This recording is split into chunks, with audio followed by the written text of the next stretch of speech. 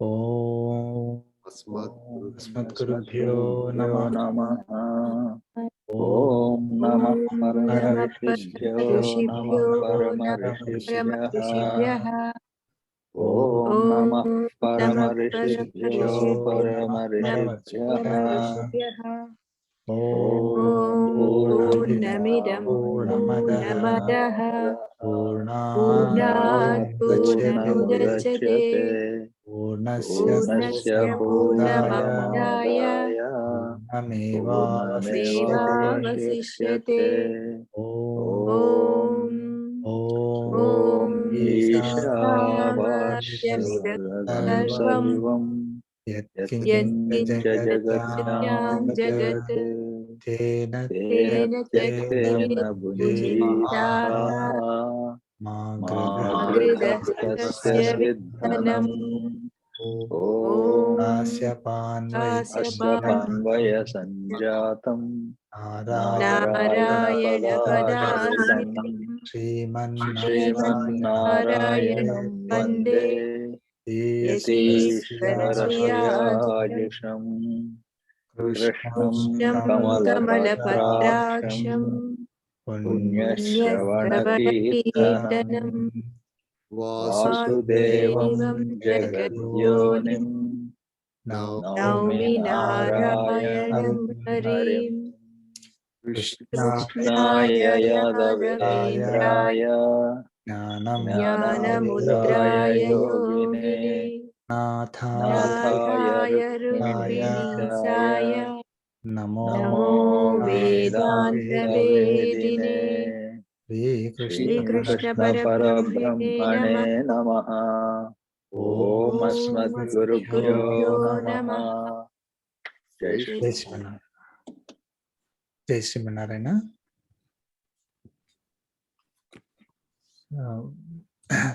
Last time, what was the sloka? 43 and 43 till 45.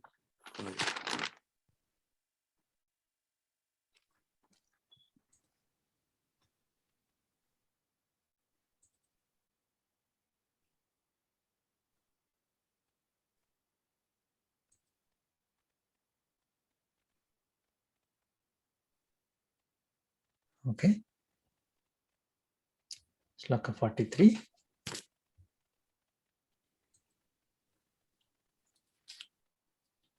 Can I go ahead? Yeah, please go ahead.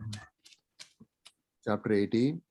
Moksha Sannyasa Yogaha. Sloka 43. Sauryam Tejo Drutidyakshyam Yuddhe Chapya Palayanam Dhanameshwara Bhavascha Kshatram Karma Swabhavajam.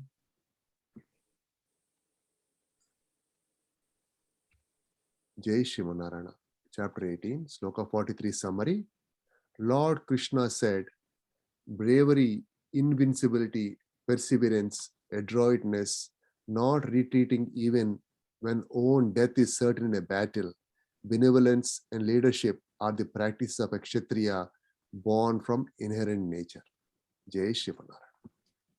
Jai Shri Narayana.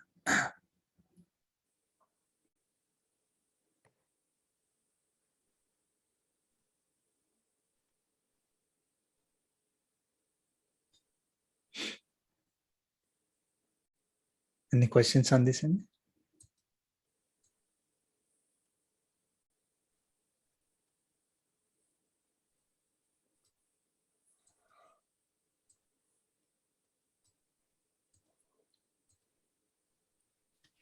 Okay. Go to 44. I can go ahead, sir. Yeah, please.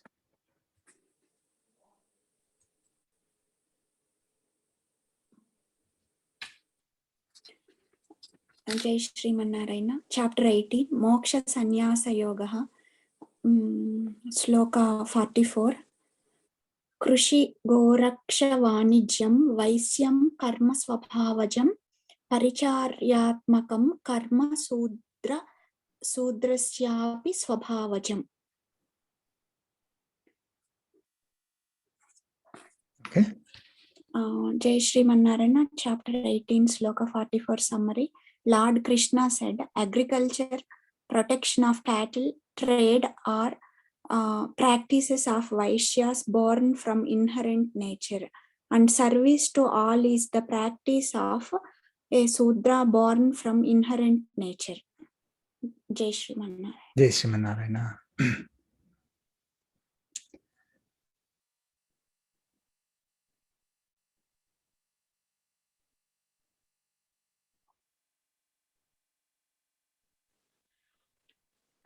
One small question, Andy. Yes. Yeah, I know, like Bhagavan, categorized based on this, lakshanas, characteristics, right? 4 types. But is it, okay, like, is people who are doing, say, Vyavasayam, right? Inherently, if they have that, if from, so many years, like, from the ancestors, if they are doing Vyavasayam, okay, it's very natural for them, they do. But people belong to, say, other dharma, by doing this, doing that different things, is it something wrong, or because nowadays Yeah. we see that, right? Yeah. I mean, some people may succeed well, some may not. It's not inherent quality. That's right. Yeah. So that's why this is a little bit controversial. I think a couple of our satsang members also were probably not comfortable and this came up, I think. So, I mean, basically for doing any activity, there is a certain quality that is needed, right? For programming, you need certain type of quality. Yeah. For teaching, you need certain type of quality. For agriculture, you need a different type of characteristic or quality, right? I mean, say it's not same across the board. Right. Anybody cannot simply just walk into any profession and be successful in it. Is that clear? I mean, that is must, that everybody understands, agrees. Otherwise, we don't need any resume, no interviews needed, no tests, right? Why are we even having all these educational institutions having tests? A test and then having, if you get this rank, then only you can go into this kind of course. And I mean, anybody can do anything. So they shouldn't be like randomly they should pick up. Why are they asking? Why are they looking at skill, and why are they looking at the interest? There are two things that are needed. One is I want to become something, but if I don't have the skill, I won't be successful. I have the skills, but I'm not interested in doing it, and then also I will not be successful. So based on the skills and interests, these are assigned. Okay, at a very high level, the society is divided into these 4 categories. It is not that Lord Krishna divided it. It is coming as a kind of as a culture for millions of years, right? I mean, there is a, like Lord Sri Rama is 18 million years ago. Okay, not just 5,000, 10,000, 15, 18 million years that Sri Rama was on earth. So, and he had his ancestors long before that, right? So Sri Rama was in 24th Chaturayuga, I think. So imagine we are in 28th Chaturayuga. So if 24th Chaturayuga is 18 million years old, then how many years first Chaturayuga would have been? So since then, it's still going on, right? So it is not that Lord Krishna divided it, but it is like if you take an organization, you need a certain types of jobs to be done in an organization. Okay, right? I mean, they should be sales. We gave that example. Which there are sales, marketing is one type of job. Research and development other type, and human resources and supply chain management. These are different roles that any organization need to have in order for the organization to be successful. Not everybody can do everything, right? So for example, if let us say suddenly they decide that human resources jobs are high in demand and paying more, everybody wants to do human resources, then what happens? Yeah. The entire the organization collapses, right? Everybody starts fighting for those 10 jobs of human resources, whether they have skills or not. If you can do, why can't I do it? And if everybody starts fighting, then it will be a problem. So there are certain roles that are needed for the organization to work properly. Same way in the society, these 4 types of roles are needed for a society to run properly. And that's how it has been designed by our ancestors, with the scriptural knowledge for millions of years. And it went on and on without any trouble till recently. Okay. Now, because it is working so well, okay, here is the point, right? Because it is working so well and people are like working together with no infighting, okay? If I have to rule over them, they need to start fighting amongst themselves. Then only I can come in between and rule over them, isn't it? Okay. So so if I can somehow make one side of the society hate the other side of the society, I go to this one side of the society and tell them that, hey, I will help you to beat over the other person. And I will go to the other side of the society and say, hey, I will come and beat over this side. Both will become my friends and they'll say, okay, I need your help. Then I try as if I'm helping, and then I will rule over both the communities. Isn't it? So it is like divide and conquer. So the policy of divide and conquer, they try to show that somehow this is an inferior design, even though this has been going on for millions of years. Now, the way it has been shown as an inferior design is that if that guy can do agriculture, why you cannot do agriculture? Okay. If that guy can become a priest, why you cannot become a priest? Right. Okay. If they can become a king, why you can't become a king? If you cannot, then that person must be defeated. So we have to hurt that person, like that, right? I mean, so then they start fighting. Now, why are you not giving? It is so that is the reason behind this clashes started happening. The Lord Krishna very clearly said that no matter what type of job we do, we are always like we will achieve the same result of reaching Paramatma, right? He said, you do your duty. He never said that doing the duty of agriculture is somehow inferior compared to doing the duty of a kshatriya or a priest. No, never. He never said that in any of these slokas. Okay, so he also didn't say that whoever is a priest should start looking down on the person who is doing agriculture or doing the service, right? Yeah, I didn't mean, No. my question didn't mean that we are looking down one on the other. What I'm saying is we are supposed to follow one dharma, one category, right? Yeah, I'll come to that. Okay. So why can't I do it is a question, right? We can always do it, right? We can always do it.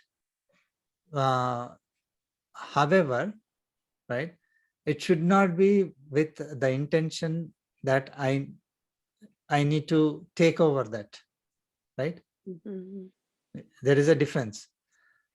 No matter what skill I have, what inherent quality I have, somehow I become entitled to doing that one. If I'm not given that particular role or job, then they're looking down on me. That is how. I mean, in the old days, like we don't have all this concept of, as I was saying, like colleges, universities, and like, for example, farming, right? You have a university now. You can go to university and learn how to do the farming. Yeah, those days.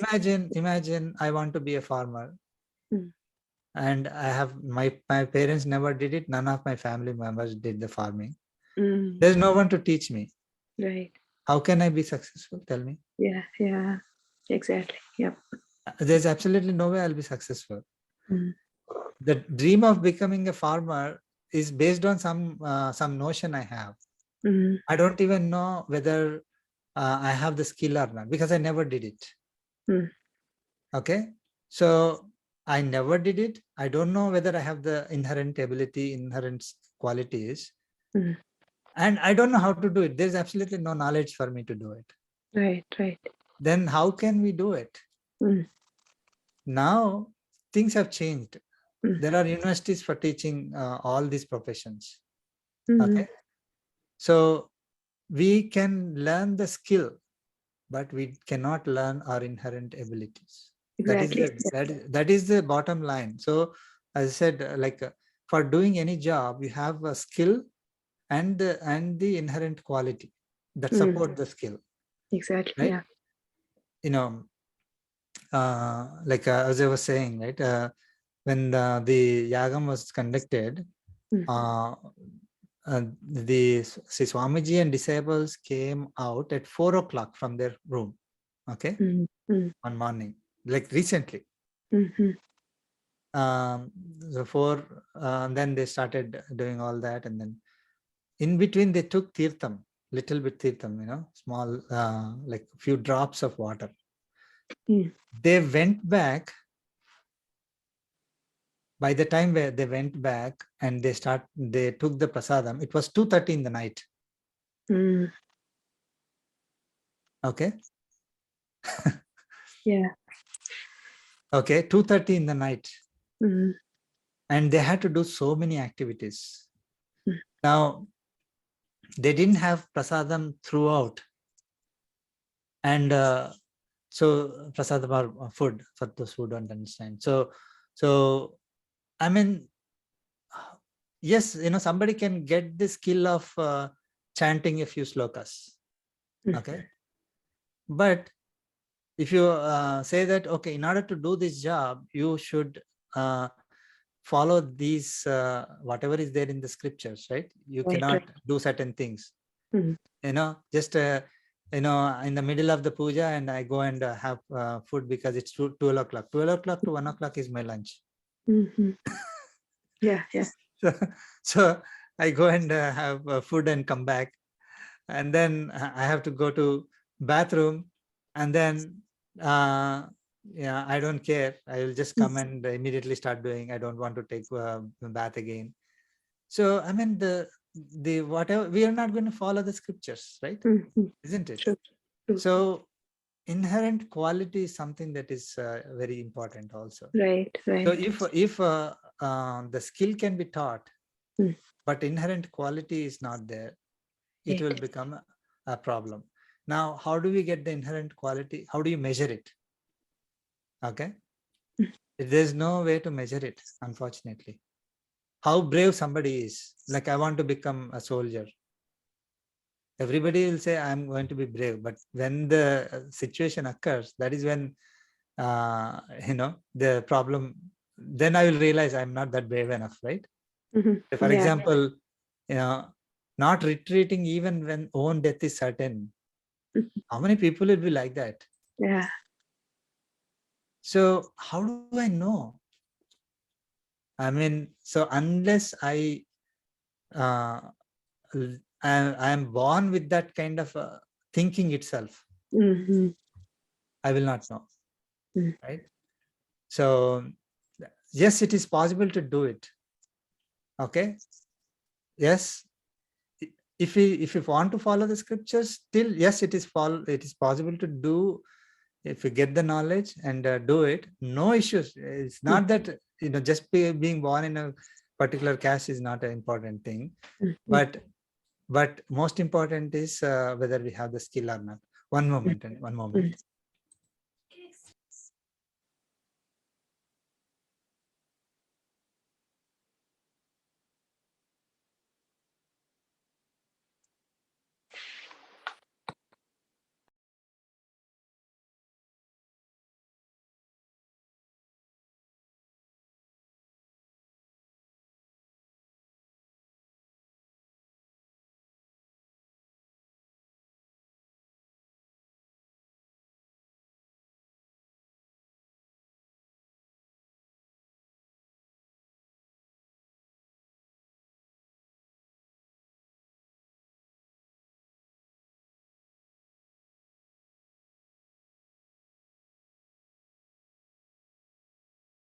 Jai Shri Manaran, sorry. The Vishnu Sahasranama chanting starts.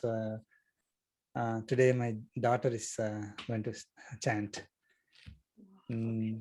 Okay, so yes, it is possible to do. There is nothing wrong in doing. There is one more thing, that when we think about doing these duties, right? We shouldn't be saying that, okay, I don't want to do this duty, so that's why I want to do the other duty. Okay, got it? So I mean, thinking that somehow the other duty is greater. Okay, so yes, if we have the skills, abilities to do it, always we can do it, and the result is going to be same, as long as we are following the scripture. So now, if somebody is a Kshatriya and following exactly as as required by the duty, right? They are getting exactly same result as a priest who is following the scriptures and doing the duty of a priest. Following a Sudra, doing the same thing, like serving the other communities, absolutely the same result. I mean, it sounds little bit like untrue, right? Unbelievable. Saying that how can the work of a Sudra be equivalent to work of a Kshatriya, right? That's why always they say, oh, I'm doing inferior work. Absolutely, in God's creation there is no inferior thing. Inferior thing is when we do our duty with attachment, or when we don't do our duty. These are the two inferior things. But if we do our duty, assigned duty, with a detachment, any duty is equal. Every duty is equal, right? So and of course we have to do the duty as per the scriptures, not like whatever I believe. I want to do whatever comes to my mind. Then it is asuric quality. Asuric qualities will take us down. If you follow the scriptures, it is divine quality. It takes us forward. So if anybody can get the skill, anybody, if they have the abilities to do it, then they can always do it. Yeah. Okay. Like when I was thinking, like I mean, nothing related to caste or anything. Like some priests, right? My family back home, there's priests from so many years, and their parents, but now younger generation, they stopped doing this and they went into this IT field. So I was wondering, like I know they may have valid reasons to do that. I was just thinking, like their main dharma, Vedic dharma, they left, and I mean, nothing, like you said, nothing wrong. If he's. There's one more thing. One more thing is that no matter what materialistic duties that we are doing, we still have to follow our Vedic duties. Yeah. Okay, I mean, that's unfortunately we link the two, right? If I'm a programmer, then I don't do Sandhya Vandana, I don't do those things. That is what is happening. But because we took birth in a particular thing, we have to carry forward the tradition. Right. Okay? Otherwise, the traditions will go away. Already, a lot of things have gone. Yeah. People who belong to Kshatriya became so mild. We don't have anybody to protect us. People who are in doing the priest service, they don't want to do it. So we don't have anybody who understands scriptures and takes the entire society forward. Yeah. Everybody is becoming a serviceman, but they don't want to be a serviceman. So it is a flux is going on there. It is, but hopefully, still we have Sri Swamiji, or people like Sri Swamiji who are promoting this. We need this base. We need this culture. India was the most developed and the richest country till recent past. Okay, it was the richest country in the world. Okay, how did it become rich? If you have such basic problems, let us say, if people are saying there is a basic issue here, right? How can it be rich? How can it be a happy, peaceful society? So this is a good model, but unfortunately, it got twisted. Now, if you tell people saying that, hey, you should not, that is why we are having difficulties in passing on the message of equality, right? Everybody is equal in the eyes of God, whether no matter what caste or religion, doesn't matter which region, gender, color of skin, but unfortunately, people have corrupted the society so much, and they're bringing that message, taking the message forward itself is becoming a problem. They start trying to poke holes at what we are saying, right? So you are saying it because you are higher caste, or you are saying because you are lower caste. We are saying everybody is equal in the eyes of God. Then again, there are elements in the society who want to still continue the the path of destruction of the society. Whereas these jobs these are just duties. Right. Just to allocate duties based on their inherent nature and capabilities, maximize the potential of everyone. Like we took that example, right? Agriculture. If nobody is teaching us, then how do you do that? Becoming a farmer. But if let us say now we have someone who is born in a priest family wants to become a software developer, because we have a university for teaching software development, then it's fine. We can always do it. All of us are like that only. But the primary reason why it was done was not faulty earlier, right? Things have changed because people are people created all these universities and all that. People created like this testing, whether you have the skill or not and all that. Yes, it is feasible to do it, but as long as we think that now is our duty now, like whatever we are doing is our duty. Okay, we have to do those duties as per scriptures, with detachment, with phala sangha, kartrutva tyagas. If you do that, then it is as good as any other duty again. Right. Right. Now, just because I want to do that duty, now I don't want to follow the, like I want, especially the, want to become a priest because people are putting dandam to, they're prostrating on to the feet.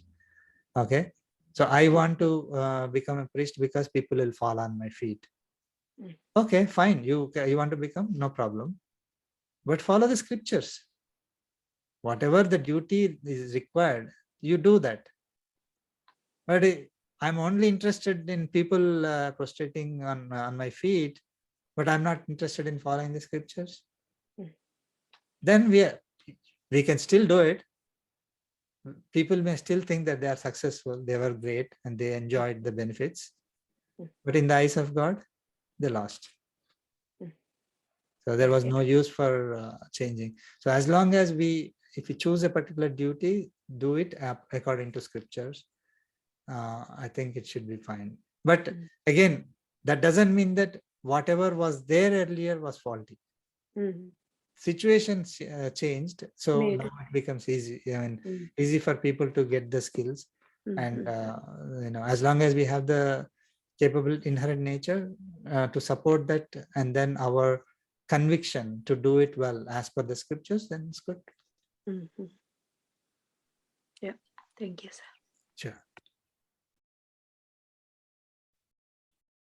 45. Did we cover 45? Yes, sir. Yeah, yes, we did, sir. Yeah, please. Yeah, I can go ahead, sir. Sure. Yeah, please. Moksha Sannyasa Yoga, Sloka 45. Sve sve karmanyabhiratah samsiddhim labhate naraha swakarma nirathah siddhim yatha vidanti tachrunu.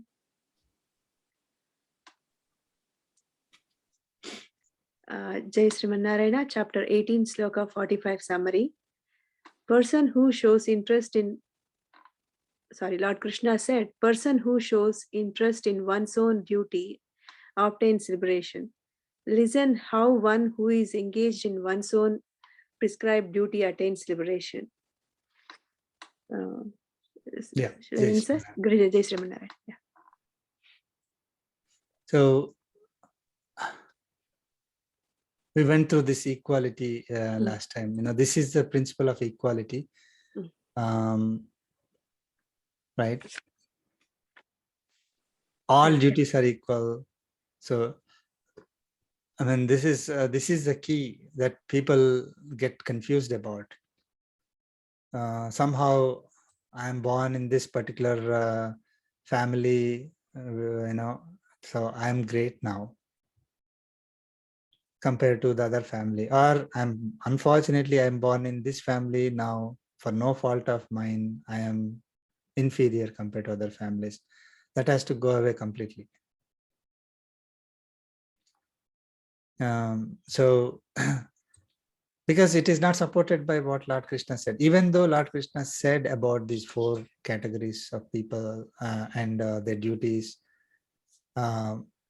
person who shows interest in one's own duty obtains liberation.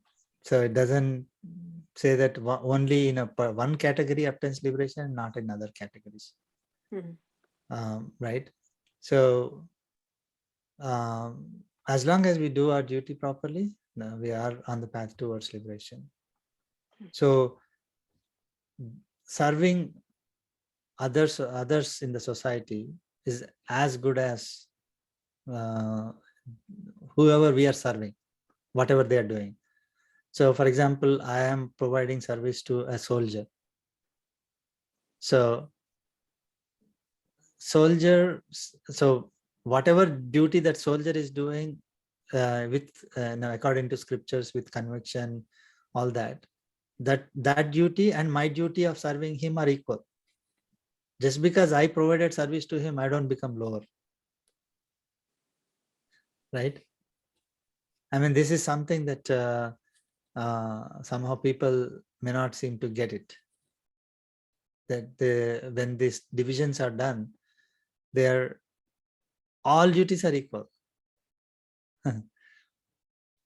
All duties are equal in the eyes of God. So all people are also equally in the eyes of God. All are equally eligible. Like if one's duty is higher compared to other duty, right?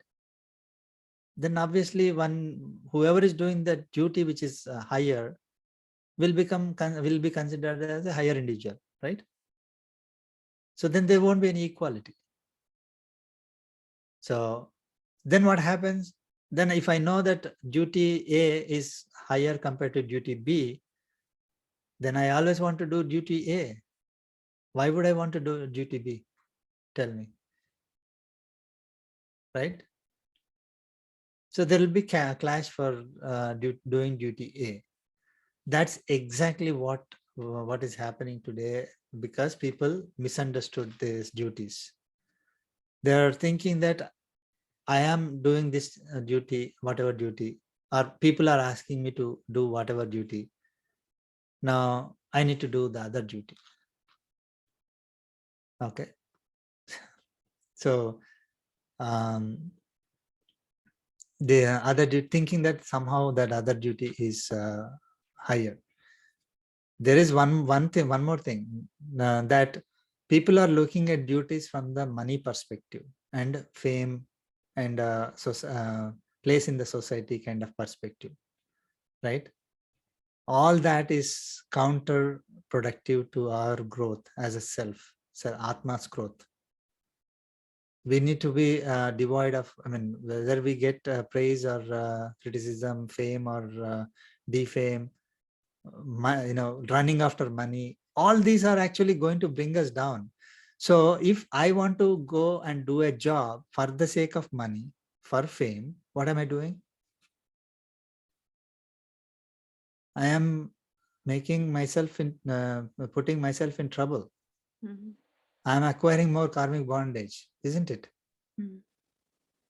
So if, let us say, if I become a businessman, okay, or a ruler, okay, I will earn a lot of money, I'll have power. That is what people see, right? Okay, I want to become a ruler. Okay, why? Because I will earn so much money, I will have so much fame. Then even if they are successful, they will be successful. Let us say they put their brain to it and they will be successful in getting the, in becoming a ruler. They may be ruling also.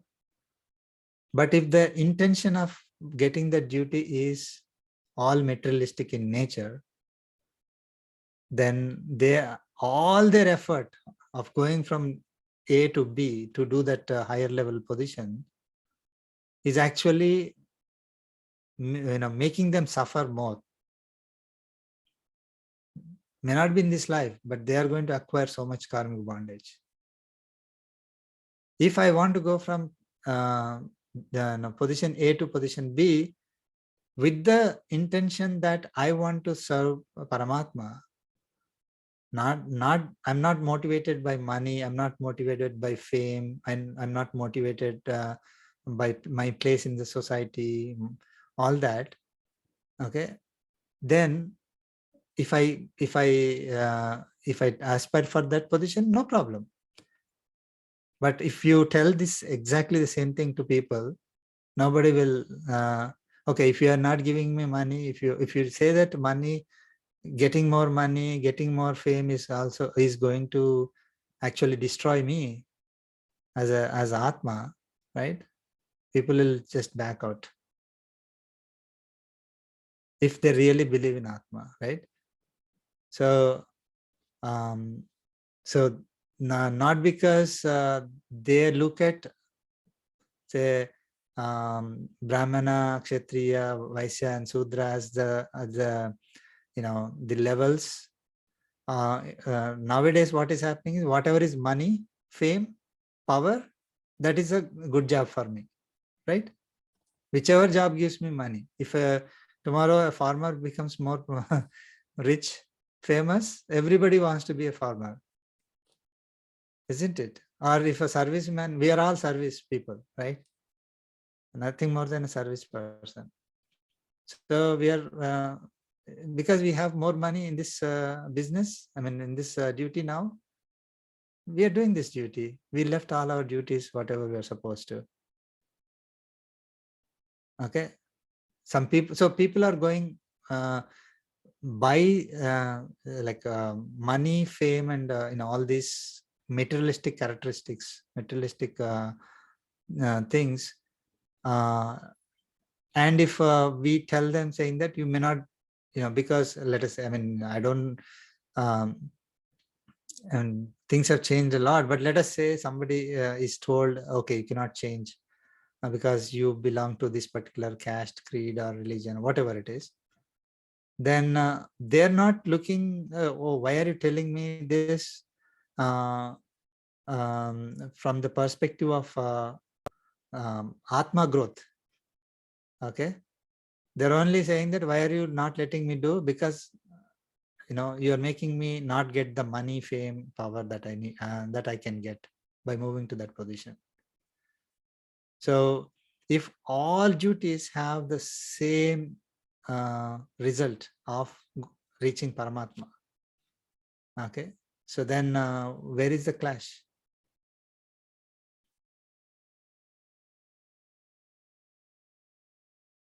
So I mean, based on people's skills, they will choose.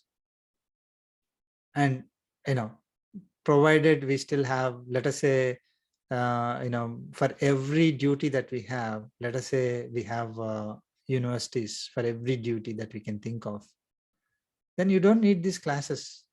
I mean, the categories in the are, people who are, anybody can do any position. Okay. So in order to get the skills, but what about the inherent quality? I mean, if they can develop the inherent quality also as part of their education, training, then well and good, no issues at all. That anybody can, but of course, then we have an issue saying that, if there is more money in becoming a programmer, everybody wants to become a programmer, then people are going to be unhappy, left behind, because, when a million people apply for a job, only a couple of people get it. What about the remaining? That's why we have so much unhappiness in the society today.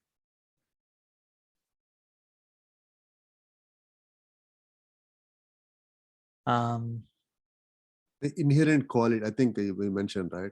I don't know, maybe software development might be easy to learn, but inherent, like bravery, those kind of things, we say, right? It's come from the blood, like, it's in your blood. That's what we say, right? Exactly. So it has to be in the blood. Otherwise, it's not something you can develop day by day. I mean, maybe 10% probably, right? But 90% is there in the blood, right? We always say that. If someone, right. Yeah, a couple of things attribute towards it. Like, we live in, like, for 25 years, we live in a particular way. Okay. Never exposed to any of the Kshatriya duties. Suddenly we are put in the Kshatriya shoes. Okay. We will be in trouble. Isn't it? Yeah. So if we are put in, if the family upbringing itself, like from childhood, if they are taught, with every grain that they eat, they're taught that you are, you have to protect this community, you have to protect the country. Then they're building up that we saw that, but ecogenetics or something like that. I forgot the name. Epigenetics. Epigenetics. Epigenetics. Epigenetics, yeah. Yeah. So it is that upbringing is molding the babies, right? Yeah. From day one. So inherently something is there, but that inherent thing, when we are born itself, is there something? Okay, we are born with certain vasanas. Okay, yeah. Certain qualities. Now, epigenetics is now proving that upbringing is going to also have an impact on the babies, right?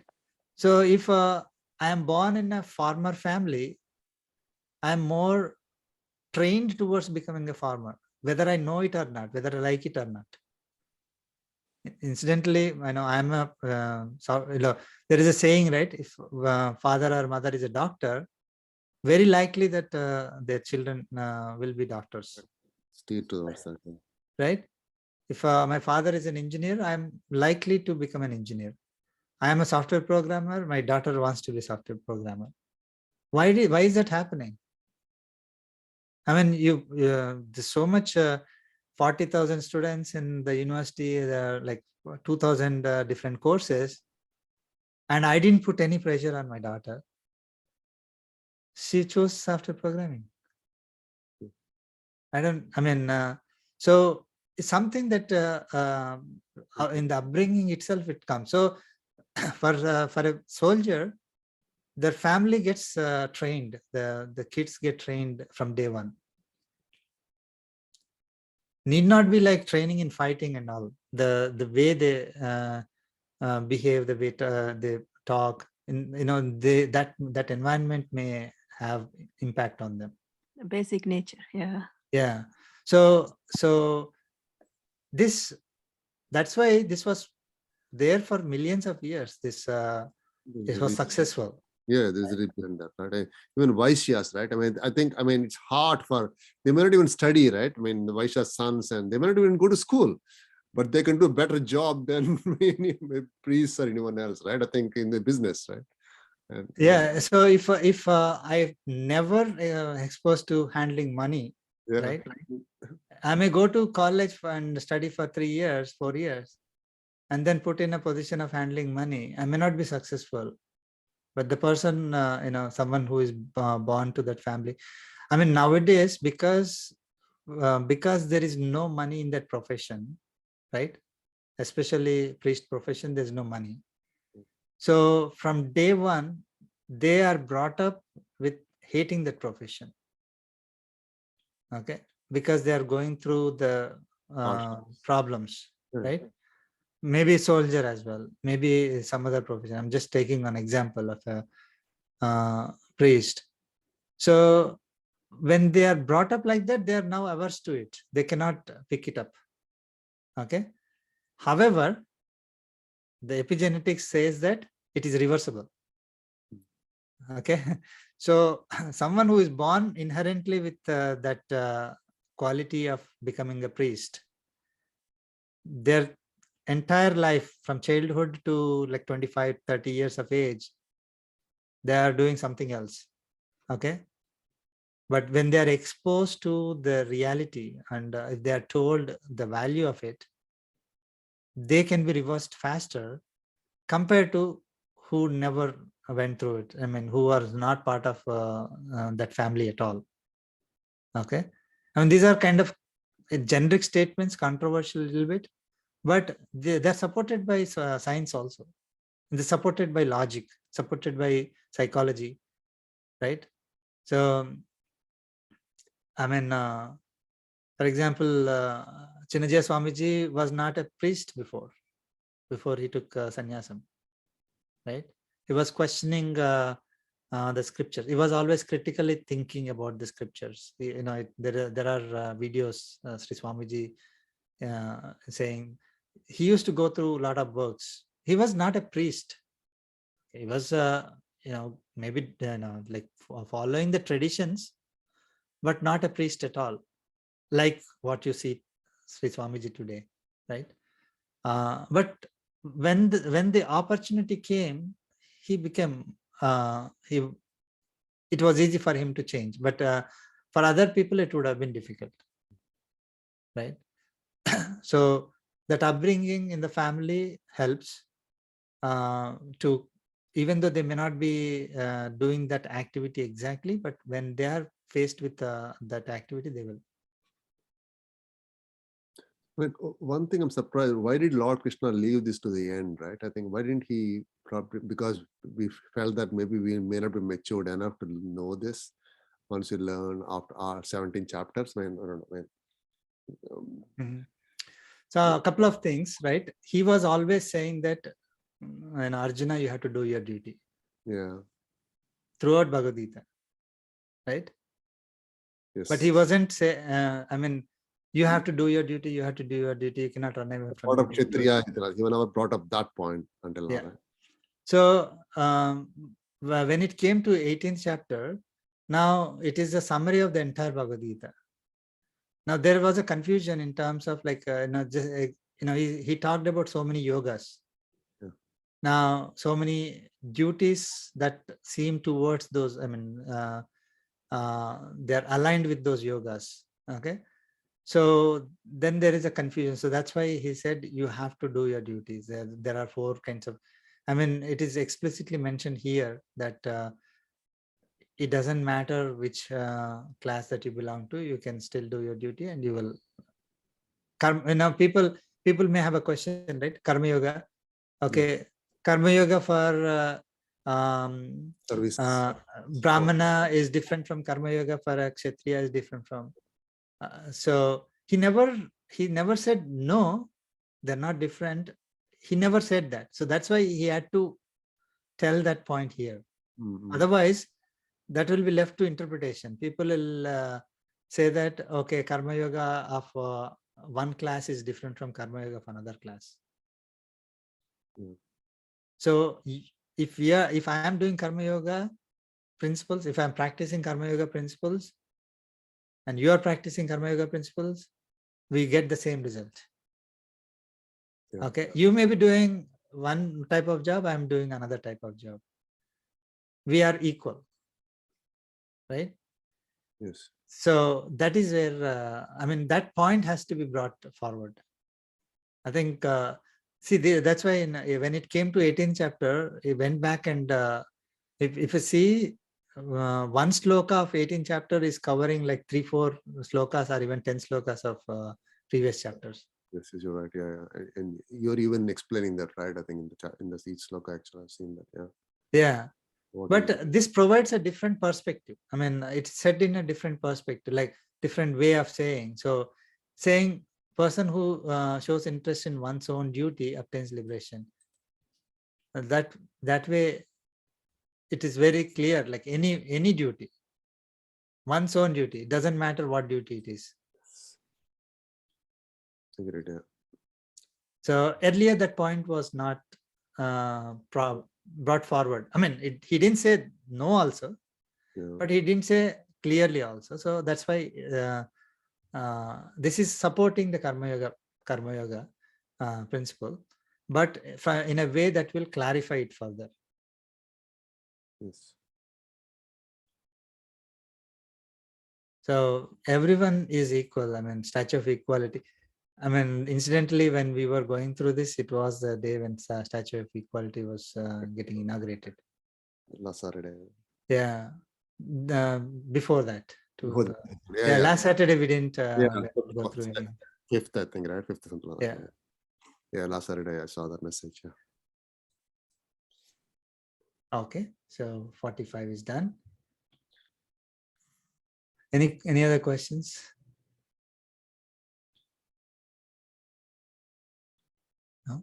No, thank you. Okay, we'll start from 46. We'll start with the prayer. Om Asmadgurubhyo Namaha. Krishno Rakshatno Jagatraya Guruhu. Krishnam Namasyamyaham. Krishne Namarasatravo Vinihataha. Krishnaya Tasmai Namaha. Krishnadeva Samuthitam Jagadidam. Krishnasya Dasosmyaham. Krishne Tishtati Sarvametadakhilam. He Krishna Samrakshamam. Jai Sri Narayana.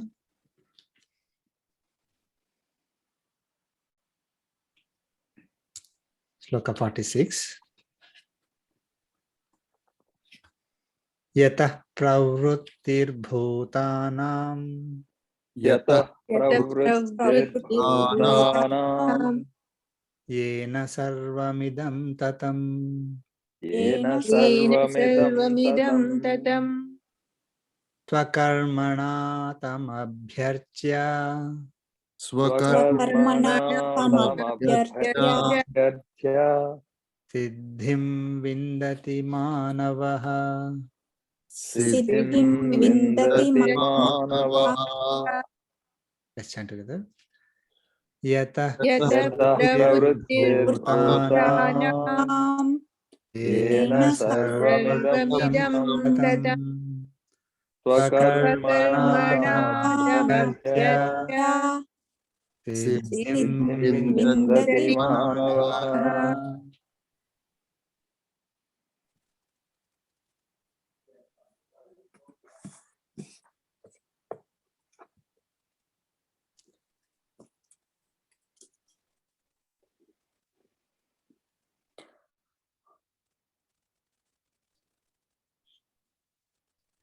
So, in the previous sloka, he said, you do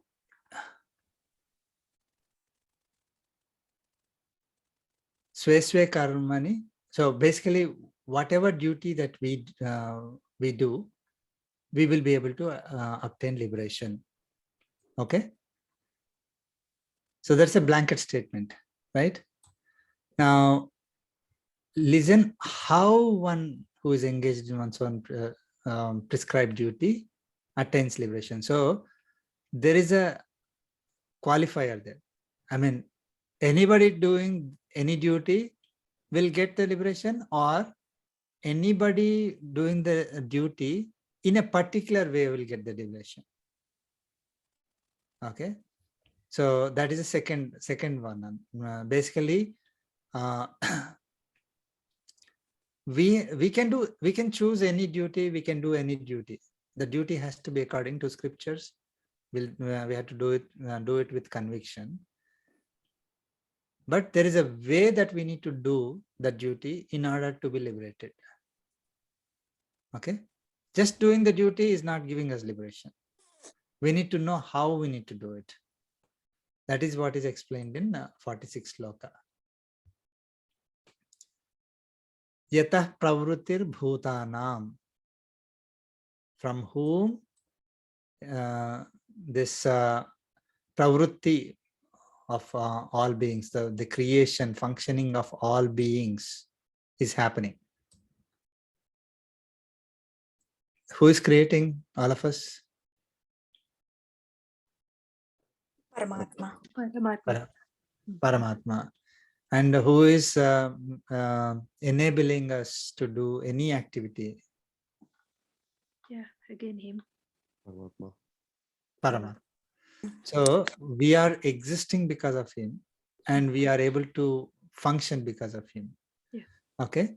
So yatah pravrutir bhutanam yena sarvamidam tatam. By whom this entire universe is pervaded. Okay.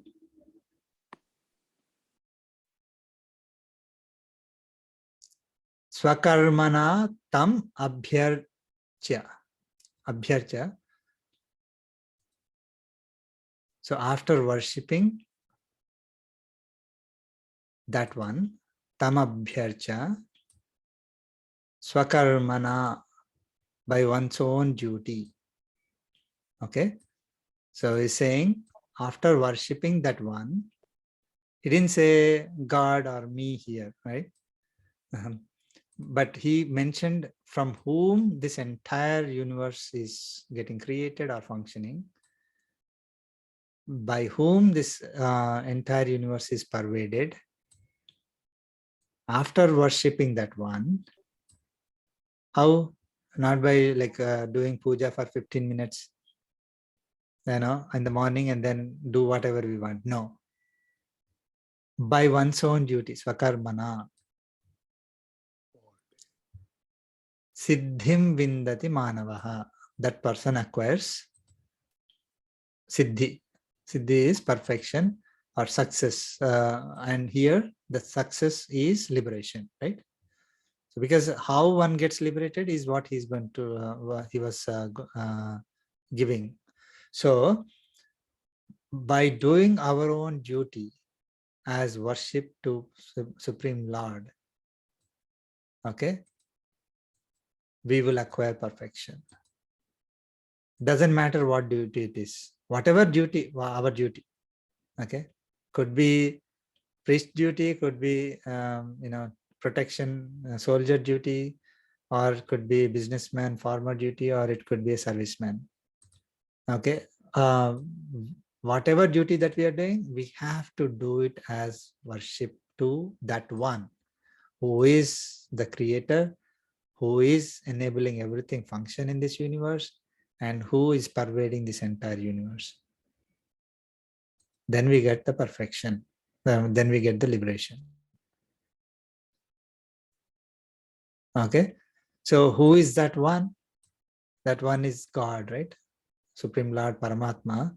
So I mentioned a few slokas here, and again, Bhagavad Ramanuja provided this, and our Acharya, provided us these to us. So just a few mentioning, like here it says that whoever created and whoever is pervading this entire universe, we have to worship that person. So who is that one? He said, Aham Kritsnasya Jagataha. So I am the origin of this entire entire universe, whole universe. I'm the origin. So I'm the creator, right? So here, Yatah Pravritti Bhutanam is covered by this one. Okay. So like that, he explained in the previous chapters, I am the one who created. I am the one who is pervading this. I am the one who is running this entire thing. Okay. So based on that, we know that we have to these two refer to Paramatma, who is Lord Krishna himself, right? So we do all our activities as worship to him.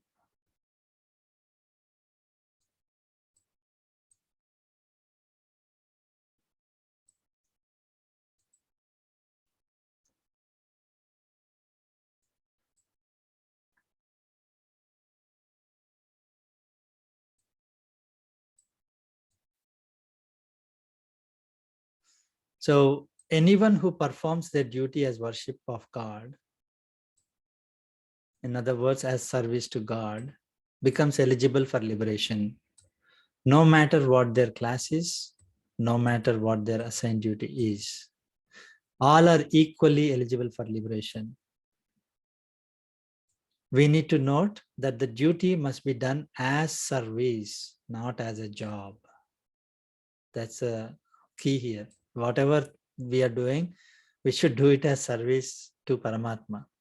If you do it as job, then it is gone. No matter what we do, we could be a priest, we could be a soldier, we could be a farmer or businessman. Doesn't matter. If we do it as service to Paramatma, then we are on path towards liberation. If we do it as a job for ourselves, then we are doomed.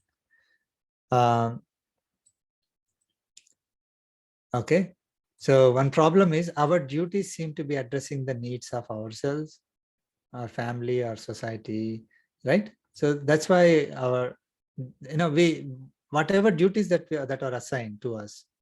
For example, a duty of a soldier, is he praying to God every time when he is serving in the border, or a cop, for example, is is trying to maintain peace in the society. They're not seeming to be related to serving God, right? There's no God coming in picture there, right? There's no, unless we really know that God pervades everything, all this entire universe is his body. So whatever I'm doing, I'm serving him only. So if that knowledge is not there, it appears that I'm doing something that is different from service to God. Okay. So if I'm just doing my duty, how am I serving God then? As Lord Krishna stated in this sloka, do the duty as service of the one who is pervading this entire universe. So he didn't simply say, okay, do it as service to God. He didn't, it's so wonderful that he gave us a hint that how can we consider any activity as service to God? he answered here itself in this sloka itself, saying that I am pervading this entire universe. So whatever you do, you're serving me only. Okay. So God is pervading all beings. So when we do this service to all beings, any, all beings means any, like we may be serving at nature, serving animals, serving people, serving whatever we may be doing as service, whatever duty that we may be doing. Let's say farmer is, feeding the society. He's not serving God if you don't have this knowledge. But if you have this knowledge, you will immediately know that who is he serving? He is serving God only. He is serving God, who is appearing in the terms of this entire people and animals and all that. So he will immediately say, oh, I'm serving God. So I need to do it as service to God. With that attitude, if I do it, I'm on the path to liberation. Okay. When we do the service to all beings, we are actually serving God only. There is no place or any being in this world where God does not exist. And no place or no being in this world where God does not exist. So God exists everywhere. Whatever we do, we are in fact serving God only. We are not going outside this universe and then doing any service to somebody else, right? We are only, whatever we do, we are doing some service to either ourselves or somebody outside us. We also belong to God only. So this body belongs to God. So whatever service I am doing to this body is also service to God. If I don't have that knowledge, it will appear like I'm not serving God. Sorry, I'm repeating. So unfortunately, we lack this perspective when we do not have proper knowledge. We usually see that we are serving a body, something that is different from God. We need to change the duty. Sorry, we need not change the duty in order to service God. We need to change our perspective. So when we think that, oh, I'm a farmer, I'm not able to serve Paramatma. Oh, I see a priest in the temple is serving Paramatma directly. Okay, I don't want to become a farmer. Okay, I need to go and be a priest. Whether I have skills or not, I don't care. I want to do that. Then it's a problem. Or let us say I have a duty to take care of, but I'm only interested in sitting in my room and then praying to God, thinking that, oh, praying to God is going to make me closer to Him. It will never. If I'm not doing my duty properly, then just going to some other place and praying to God also, he would not like. Okay. I mean, he would not like in the sense that we are running away from our duties, which is not what is prescribed in our scriptures, which is not prescribed by Paramatma. So we have to do our duties. We have to do our duties as service to God. Okay, we're not like, oh, I should have done that instead, and then start hating the job that we are doing. Then we are in trouble.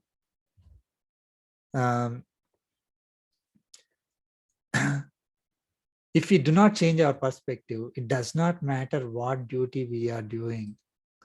We always get the same result again of not reaching the state of liberation. Okay, so Sri Swamiji gave us this serve all beings as service to God. One simple sentence captures the essence of like most of the Bhagavad Gita principles. If we just follow this particular guideline, then we are on our path to liberation. Whatever we do it as service. We see God in all beings. Okay, so we serve all beings, and the purpose is to serve God, not for my own, selfish benefits. I always do it as service to God. Whatever results I get, when we do a service, we don't expect anything back, right? I do this job, I expect something in return. But when we do a service, we don't expect anything in return. That's the difference between a job and service. So with no expectations. So it covers the Karma Yoga principles. It covers the Bhakti Yoga principles. It covers Prapatti. It covers so many concepts are covered just in one sentence. Serve all beings as service to God. So let's remember that and we can follow that. Any questions?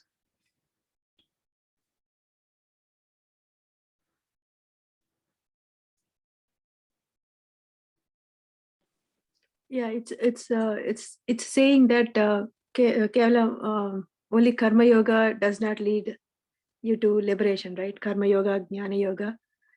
With Bhakti, only we get liberation. What he's saying is like, you should do in such a way, meaning just mechanically doing a karma, the difference there. Yeah, if we mechanically do karma, our own duty, it will not lead us to liberation, even though we may be doing our duty. Right? Yeah. But if you do it as karma yoga, there is a difference. Activity becomes yoga. Karma becomes karma yoga when we do it as service to God. Okay, so Karma Yoga principle says do it with no expectations, do it with no attachment, give up the fruits and all that, right? I mean, when we are saying that, we have the God, we have Paramatma, there, we are serving Paramatma. You're doing it as service to Paramatma. In Karma Yoga, when you're going through the chapters, when you say, oh, give up the fruits of the results, right? I mean, it doesn't say who to give it to directly. It is Paramatma only there, right? So it is not like putting in the trash, isn't it? So Karma Yoga leads, this principle is Karma Yoga principle only. But Karma Yoga cannot be done unless it is supported by Jnana Yoga, unless it is supported by Bhakti Yoga. Bhakti Yoga, okay. Right? So Karma Yoga is where you're doing the activity knowing that I am Atma. So you have Jnana Yoga part there, right? And then I'm doing it as service to God. The Bhakti part is there. Right? So Karma Yoga is supported by Jnana and Bhakti. So that leads to liberation. If you do it as just karma, then it will not lead to liberation. You may be doing your own duty. You may be simply like, I'm a farmer. I'm doing the farming morning to evening properly with no desires, right? But if I'm always thinking this crop belongs to me, I need to feed my family, I need to get money. I mean, that's not Karma Yoga. It's gone. So I mean, we do it as service to him. So anything that we are doing is service to him only. Right? Actually, I don't know if you realized, and one of the days, this 12 days when Sri Swamiji was speaking around 10 o'clock in the night, 9 or 10 o'clock in the night in the Yagashala, after I think when PM left or one of the ministers left, Sri Swamiji was saying that we are not doing this to serve those people who are coming. This particular program is not for the sake of those people to come and they recognize us. People will people will recognize us that we are doing. It is not for that sake. I mean, I'm paraphrasing, right? We are not doing it for anybody's meharbani, he said.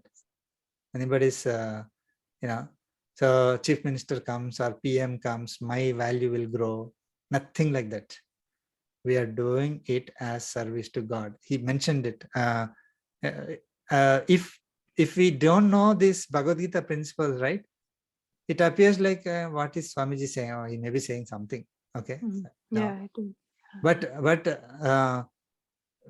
when we know these principles, we understand the context there.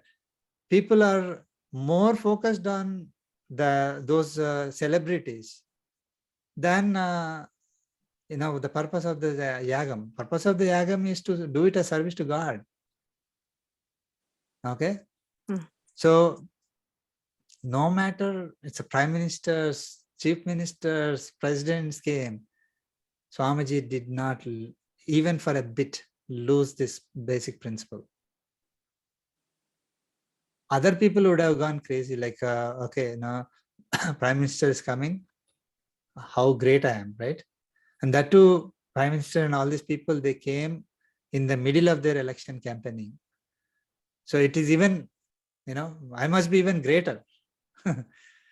But Sri Swamiji was always, even though, of course, when a dignitary comes, whatever respect that we need to provide to the dignitary, as per the scriptures, as per the rules, norms, always do that, but never lose focus that this is whatever yajna that we are doing is for the benefit of the entire society as service to God. Serve all beings as service to God was always there on Swamiji's this thing. If you have, if you don't know this principle, people, people outside, people like all these news channels are covering the event, right? They somehow think, oh, these people are calling, prime minister comes, chief minister comes. If prime minister comes, chief minister is not coming, then it's an issue. If chief minister comes, prime minister is not coming, it's an issue. All that is total meaningless. I mean, that's because what we are doing, the purpose is serve all beings as service to God, not to serve prime minister or chief minister or somebody, right? Or to get, we become famous, right? Or this person that I'm praising is going to become famous. Say that none of it is the purpose of the yaga. So the purpose is serve all beings to service to God. That 1 minute clip, actually, I want to have that as a recording and play it perfectly just out of Bhagavad Gita. Swamiji never quoted Bhagavad Gita there, but he lives Bhagavad Gita every minute.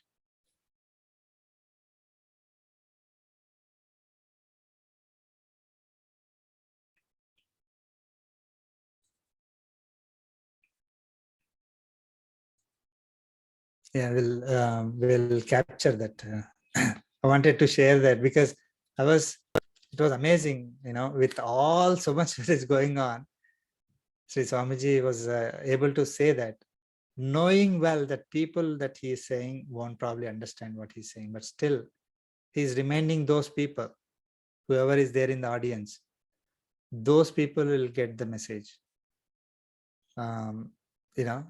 People who are supposed to get the message will get it. Other people will, they will not even realize what's happening. That's how, Swamiji's messages are always. Okay. Shloka 47. Sreyan swadharmo vigunaha. Shriya Swadharmo vigunaha. Paradharmat swanushthitat. Paradharmat swanushthitat. Swabhavaniyatam karma. Swabhavaniyatam karma. Kurvannapnoti kilbisham. Kurvannapnoti kilbisham. Let's chant together. Sreyan swadharmo vigunaha. Paradharmat swanushthitat. Swabhavaniyatam karma.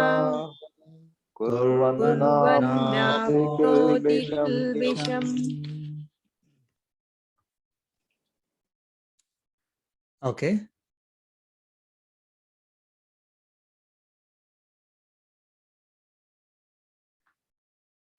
So we have to do our duty as service to God.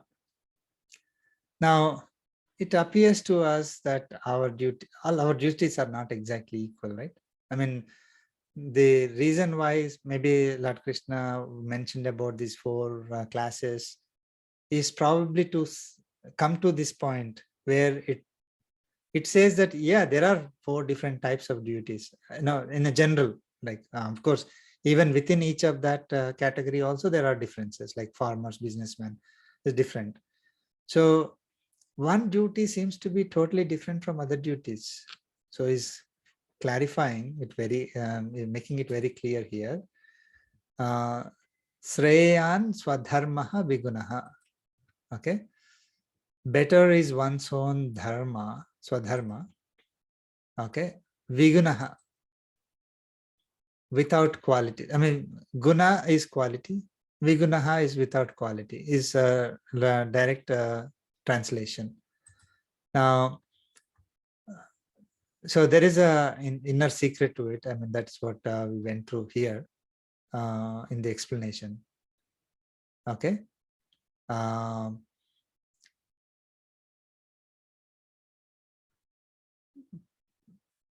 Shreyan swadharmo vignaha paradharmat swanushtitat suanushtitat. So better than well practiced paradharma. Suanushtitat. Anushtana means practice. Suanushtitat. This is fifth case. At will come. So then well practiced paradharma. Okay, when there are 2 words, 2 separate words, and both of them have to be 5th case, then both will have that 5th case. It's not like in English where you will have than well practiced others dharma. Then what happens is you cannot change the order. So, but in Sanskrit, because the case is carried for every word, you can change the order and the meaning does not change. Just a digression. So, su anushtitat paradharmat.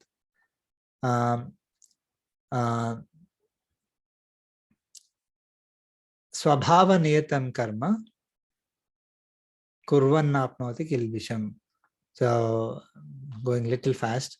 So, swabhava niyatam is whatever is appointed, determined by one's own nature. Swabhava niyatam karma. So that whatever work is assigned to us based on our own nature, swabhava, our nature, kurvan, one who performs, or when we perform that work, na apnoti kilbisham, we do not get sin. Kilbisham, direct translation is sin. So when the translation for that is the samsara. So we do not, what happens when we get sin, right? We get into this world of samsara, cycle of births again, right? So we do not get sin means we will not get the samsara again. So is it same as saying if you don't follow your swadharma but you follow paradharma, you get sin? Is it? It is appearing that way, right? Yes. Yeah. Yeah. So let us go through that. Actually, my question was also like yeah. Like, this is so the question. So here, paradharma is anything other than these 4 types of dharmas. So the 4 categories are karma yoga dharmas only. They're all swadharmas. You got what I'm saying? So they're all duties. So your question was, if I am born to a priest family, can I do a service job? Okay. There you're not totally skipping your duties altogether. You are still doing your swadharma. Okay. So you are like when you are following your karma, when you are doing that service activity as karma yoga, you are still doing your swadharma from the point of view of a person who takes birth. That's why, I mean, this particular sloka is so important. It is translated in some people who don't understand it, they translated it as if that if I am doing a priest job, if I'm supposed to do a priest and I become a serviceman, I mean, then I'm getting sin. That's exactly what it appears to be here. But the Bharatdharma here is not the service job or a farmer job or priest job. They're all part of karma yoga only. So we will come to that. It's a very good point. I mean, that's why I think it ran into 4 pages, I guess. Every word went through that. We don't have this much explanation anywhere.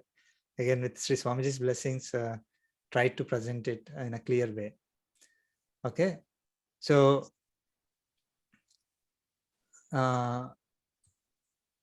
see, that's exactly what this sloka is an example of what happens when we just translate word by word, independent of the context of the sloka. We will miss the exact meaning of what Lord Krishna wants to give to us, right? We get several questions why Krishna said something based on these interpretations. Okay, what kind of things that we get? He said Swadharma is better than other dharma that is done well also. Okay, so Swadharma, which translates to one's own dharma or duty. Does it mean that duties that are assigned to each Varna class, like priest, ruler, business, agriculture, service, does Swadharma mean that way? Is what first question you'll get. Paradharma, which translates to others dharma. Does it mean the duty of another Varna? For example, Swadharma of a Brahmana is becoming a priest. His Paradharma is to become a businessman. Is that the correct interpretation? Swadharma Vigunaha. This is even bigger problem, which translates to one's own dharma is without qualities or faulty or imperfect. That is what Vigunaha is translated to in many books that you see or many interpretations. Then we get the question, if Lord Krishna is saying we should perform our own dharma, then how can it be imperfect?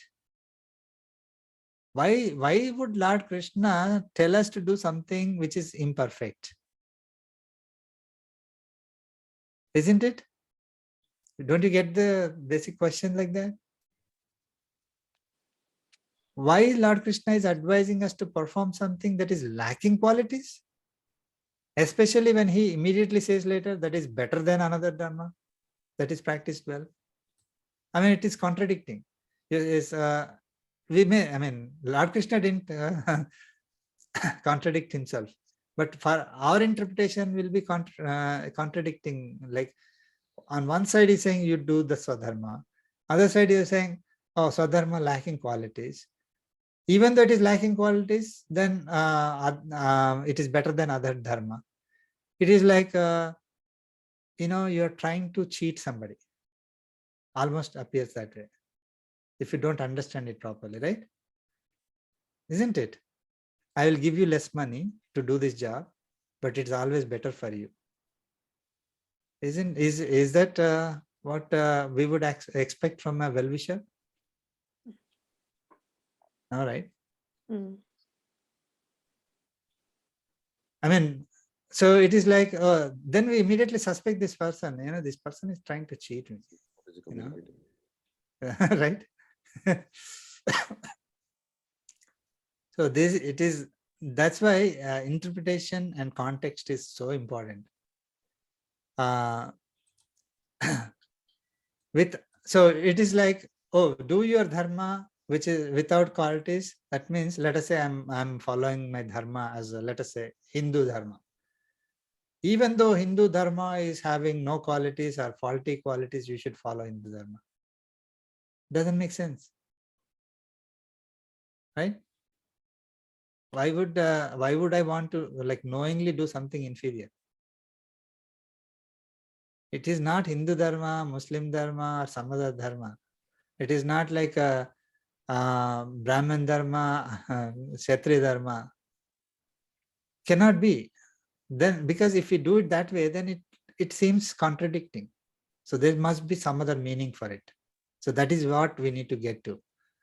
So, so with Acharya's blessings and Lord's grace, let us try to understand, because this is very important. Otherwise, it will be very confusing. And people have translated it like that, saying that. So there is one more thing. Somebody may, like, if people want to poke holes at our scriptures, right? They will say, Swadharma Vigunaha, your God only said that your dharma is having no qualities. So you come to our dharma. I mean, these are unfortunately people, with no knowledge or half knowledge will say those things.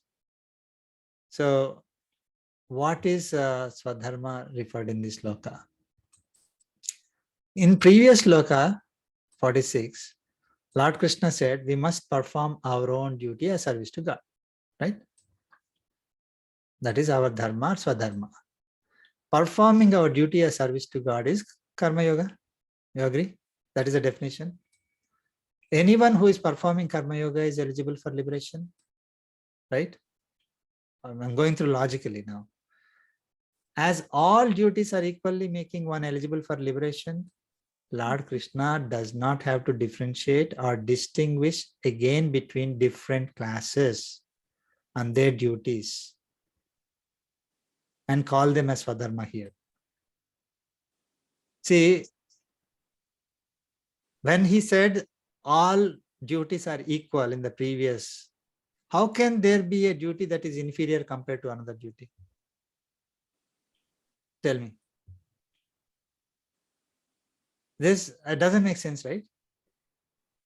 If I say both of us are equal, immediately say you are better than me. What does it mean? Right?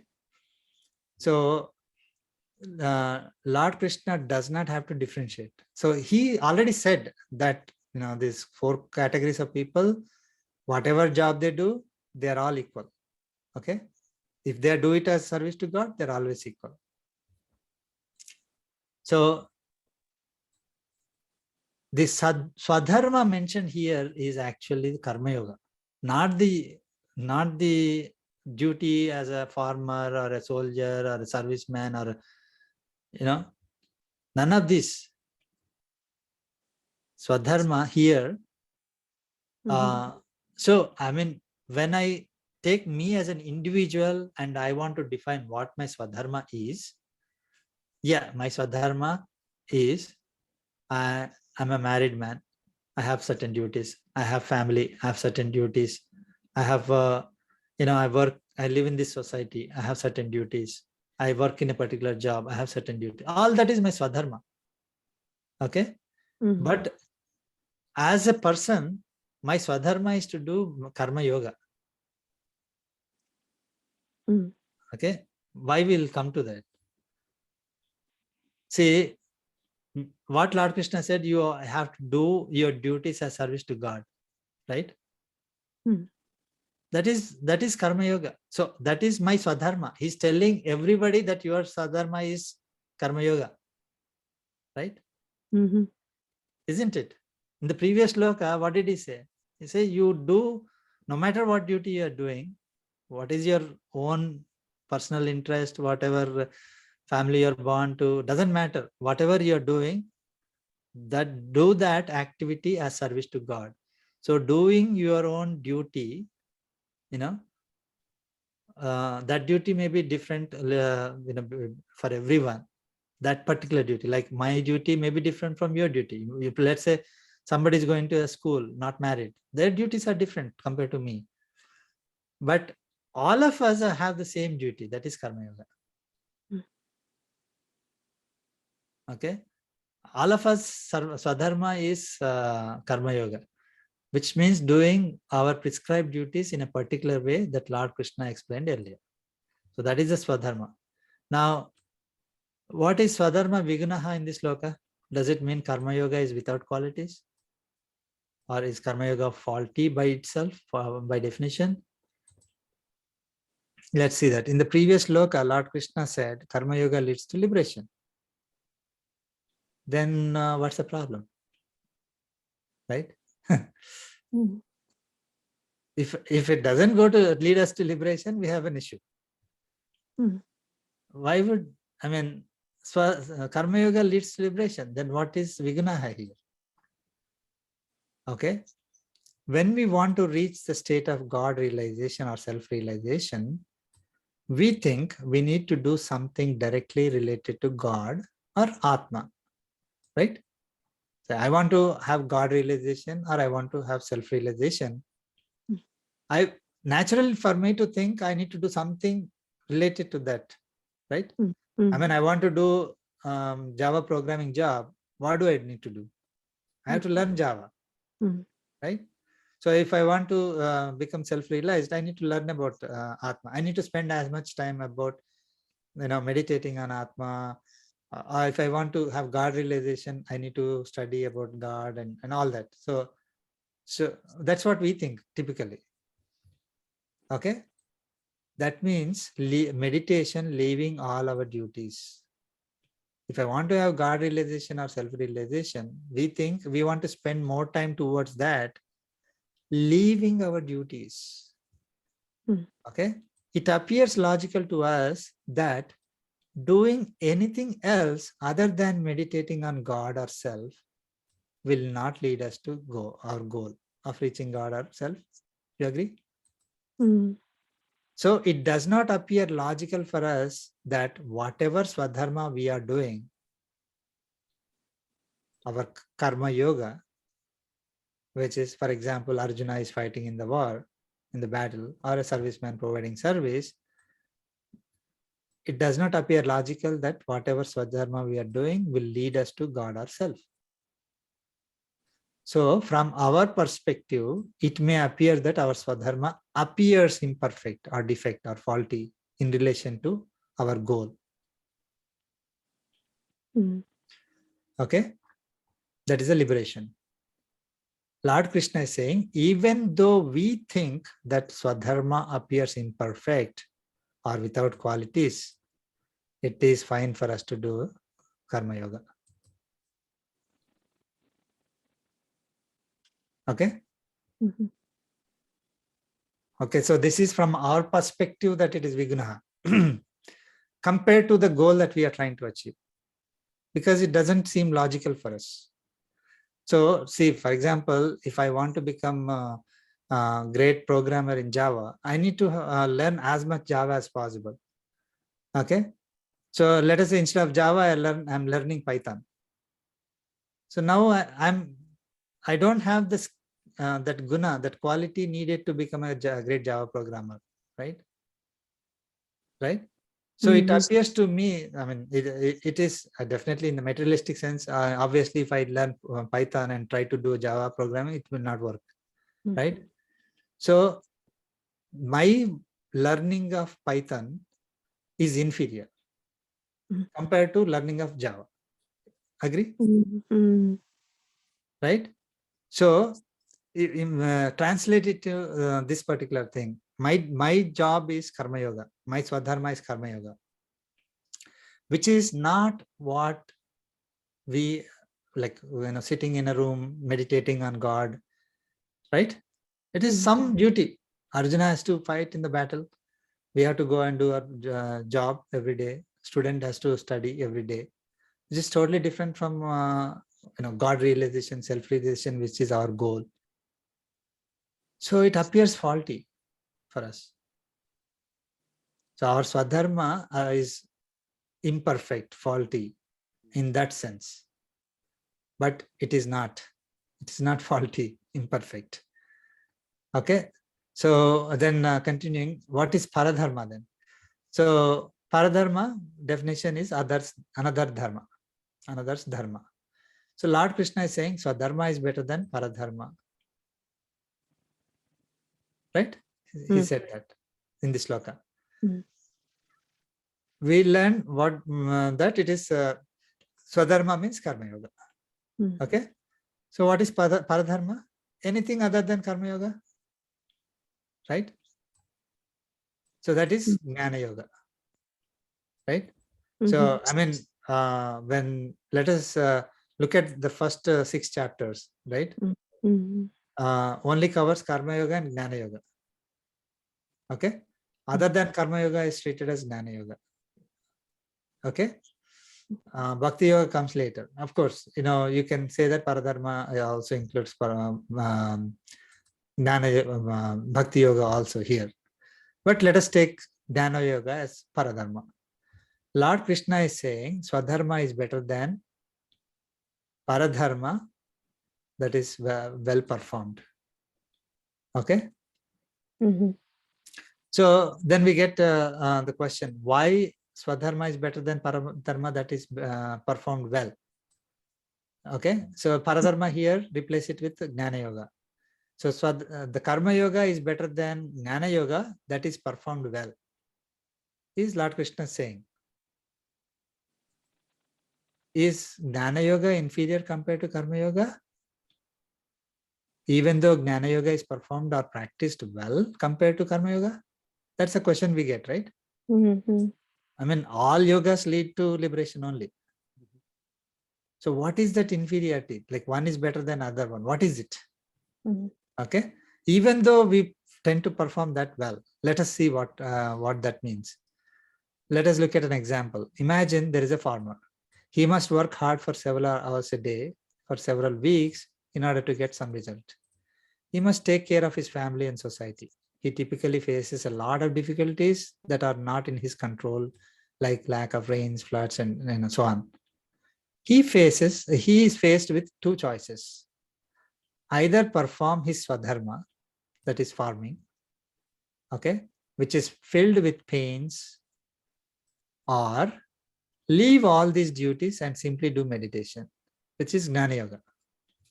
Leaving duties is living Karma Yoga, which is Jnana Yoga. So it's great. I mean, appears so good, right? There does not appear to be any trouble in meditation activity. What's the problem? We're not faced with anybody. Lack of rains doesn't impact meditation. Lack of other people's cooperating with us doesn't matter. Meditation is simply sitting. It appears very easy for the farmer to simply go to a forest and meditate, right? When the farmer starts meditation in a secluded place, it appears to be well performed in the beginning. This is what it is. This is a key. Okay. But later, the farmer realizes that it is just the body that is remaining in one place. After some time, the senses start hankering for what they like and what they are missing. He must have liked nice food and, spending time with his family and, enjoying outside. And so the mind starts wandering all over the world, reminding the past and dreaming of future. Farmer realizes that Jnana Yoga becomes very difficult to practice for one who has no control over the senses and mind, though it appears to be well performed initially. So initially, I mean, whenever we do puja, right? First 15 minutes, fine. I can, there's nothing better than that. I mean, I can do puja for 15 minutes better than I can do any programming job or anything. After 15 minutes, it starts, right?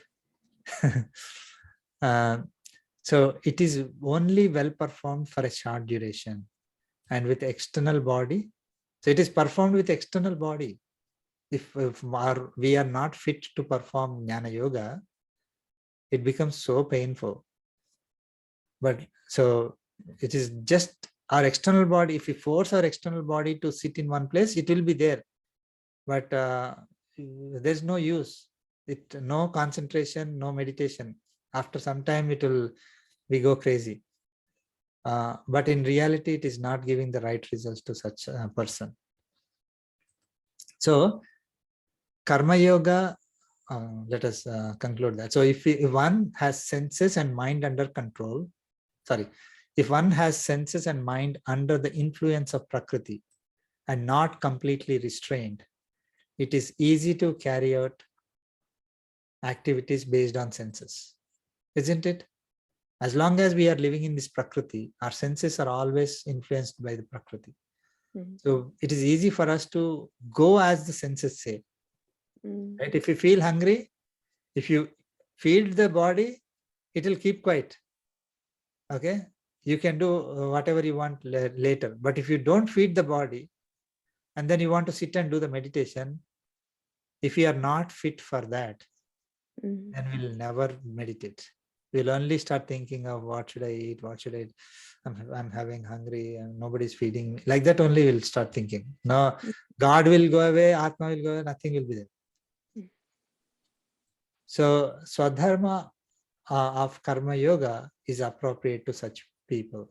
So Karma Yoga is appropriate because Karma Yoga deals with activities that are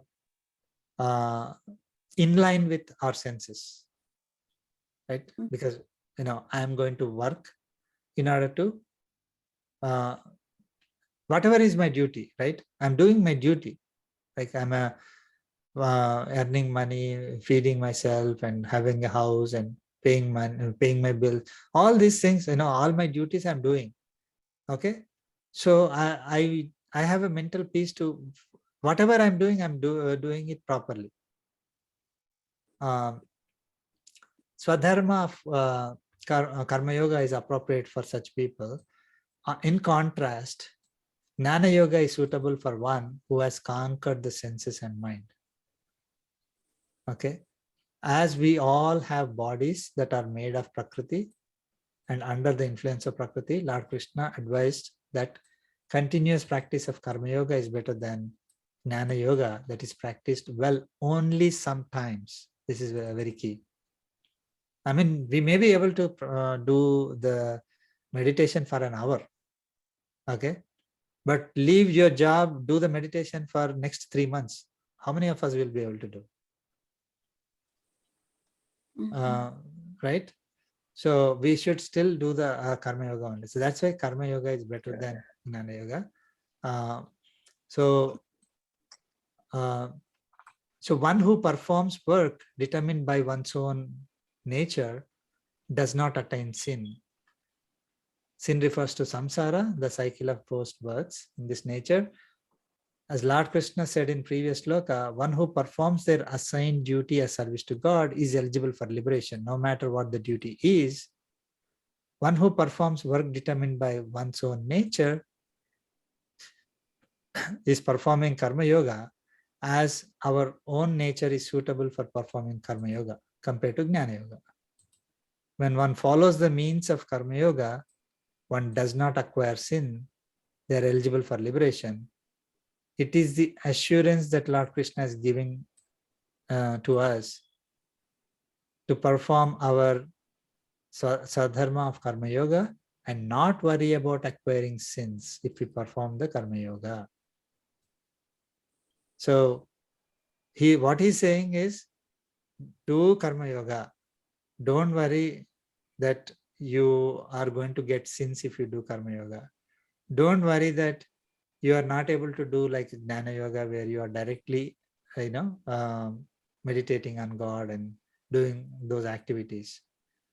Even though you think your Karma Yoga is inferior, even though Karma Yoga is inferior compared to those activities, still Karma Yoga is better. Because if we go and try to do the Jnana Yoga, we will not be successful. So it is filled with pains.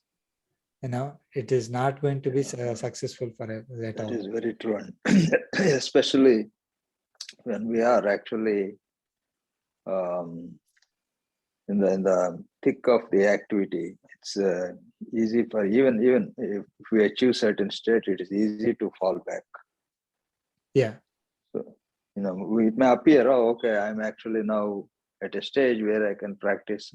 Actually, of course, Bhagavan said Karma Yoga and Jnana Yoga Karma Yogi and Gnana Yogi, they achieve the same status. He is not distinct in 4th chapter, he said that. Yeah. But for us, I mean, it's almost like, I would say, except maybe 0.5% of the people, there is no option except for Karma Yoga. I mean, think about all the mind chatter, Say, I try to memorize a chapter after office hours, it's very difficult because, all the chatter you had, all your manager, your users and all that, it is a natural process. So we have to adopt Karma Yoga and Satsang. That's the only way for us. Yes, Swami. Yeah, very well said. Thank you, Amit. Jai Shri. Jai Shri Narayan. Yeah. I mean, see, this is the key. So, if one becomes fit to perform Jnana Yoga, then pursuing the path of Jnana Yoga does not acquire sin. Right? Yes. Then it becomes the Swadharma for that person.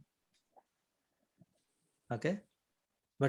But however, when one's nature does not support Jnana Yoga and wants to choose Jnana Yoga as an excuse to skip assigned duties, such person will acquire sins.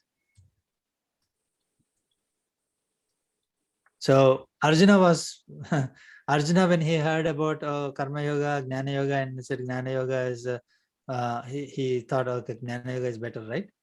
Directly related to meditating on God and all that. So he said, okay, why not? I'll leave everything and I'll go. So the purpose is basically to run away from the duties. If one tries to run away from duties, not based on one's own internal nature, but based on just thinking that is, grass is greener on the other side, then we'll acquire sin. If Sukha Maharshi and there are people who are like, they are in the highest stage. They also do the karma, their duties for the society. Okay, but even though they are capable of becoming a Jnana Yogis, but they still perform Karma Yoga. It was mentioned earlier chapters, and it also comes later. So it's always better to do Karma Yoga because we are made of this body, made of elements of Prakriti, and it is natural for us. Karma Yoga is natural for us. So one of the duties we could take, have the Rajasic qualities which support becoming a soldier more than becoming a priest. I can become a soldier. No matter where I'm born. Okay.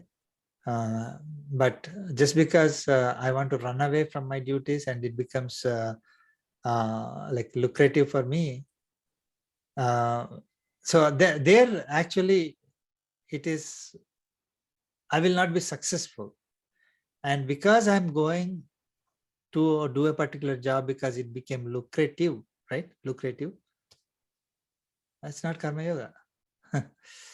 So if one who is doing that duty because it is natural for them and they do want to do it as service to God, no problem. They can do it. But I want to become something, and because I want fame, I want money, that's all against Karma Yoga practices. So then we start acquiring sins, no matter whether we do a priest job, whether we do a farmer or whatever. So if you are able to do it as Karma Yoga, then, if you tell somebody saying that you have to be a priest, do it as Karma Yoga with no expectations, and you are supposed to have these 20 qualities in order to be eligible, then I think people will back off, as I was saying, right?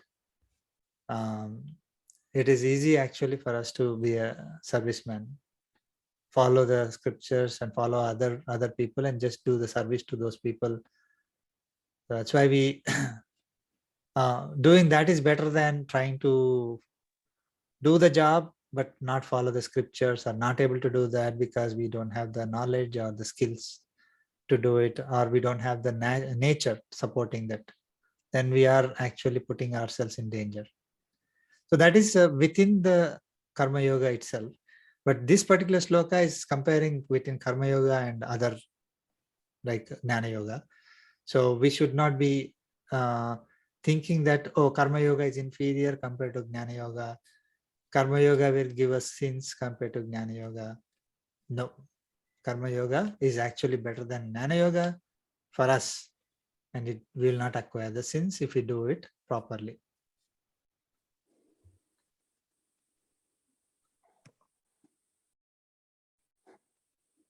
Okay. I think it's 7:34. Okay. We'll continue 48 next week. Any questions, any, before we conclude?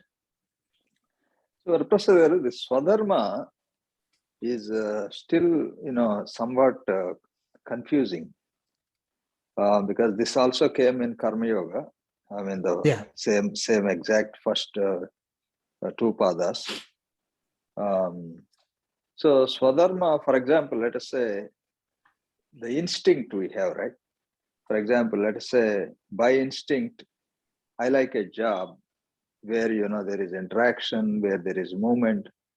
I really don't prefer or don't like to do a job, sitting in one place and things like that. So that is my instinct. But my Swadharma is not really defined by birth. It is not defined by training. What is that actually? It determines our Swadharma. Yeah, I mean, there are, very good question. I'll tell you something. Yeah. Sir, see, in my childhood, I always used to think, we are actually top caste or something like that, because, both my parents were teachers, we had nothing to worry about. I didn't know we were called Vaishyas. We wanted to rent a house. And that lady said, I cannot give you this house to you because you are Shudras. Until then, I was really thinking we were Kshatriyas. Because, we had a lot of land and we had a lot of servants and, my grandfathers and all that. Yeah. And so then I realized, geez, okay, I mean, it didn't hurt me or anything. I still laugh to myself. I mean, it hurts. It hurts. I mean, no worries. I mean, this is something, if you don't understand this, it will hurt. Yeah, go ahead. So how is that we can actually determine? For example, if you take my current situation, maybe I'm somewhere in between, all these gunas. So how can one actually say or confirm that, the Swadharma is being followed, sir? How do we determine what is our Swadharma? Yeah. So there is a Swadharma because we took birth as a human. Okay. That is our Swadharma is Karma Yoga. Okay. That is the highest level that you can think of. Okay.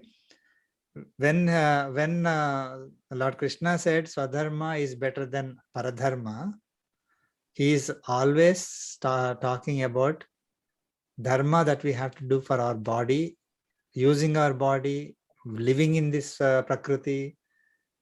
That is our Swadharma, which is Karma Yoga, is better than running away from our duties completely and trying to do the meditation, because it's not going to work, right? From that point of view, sir, because I was born in an agriculture family, basically, so that is my Swadharma to start with. We can say so one is there are two aspects to it based on Bhagavad Gita, right?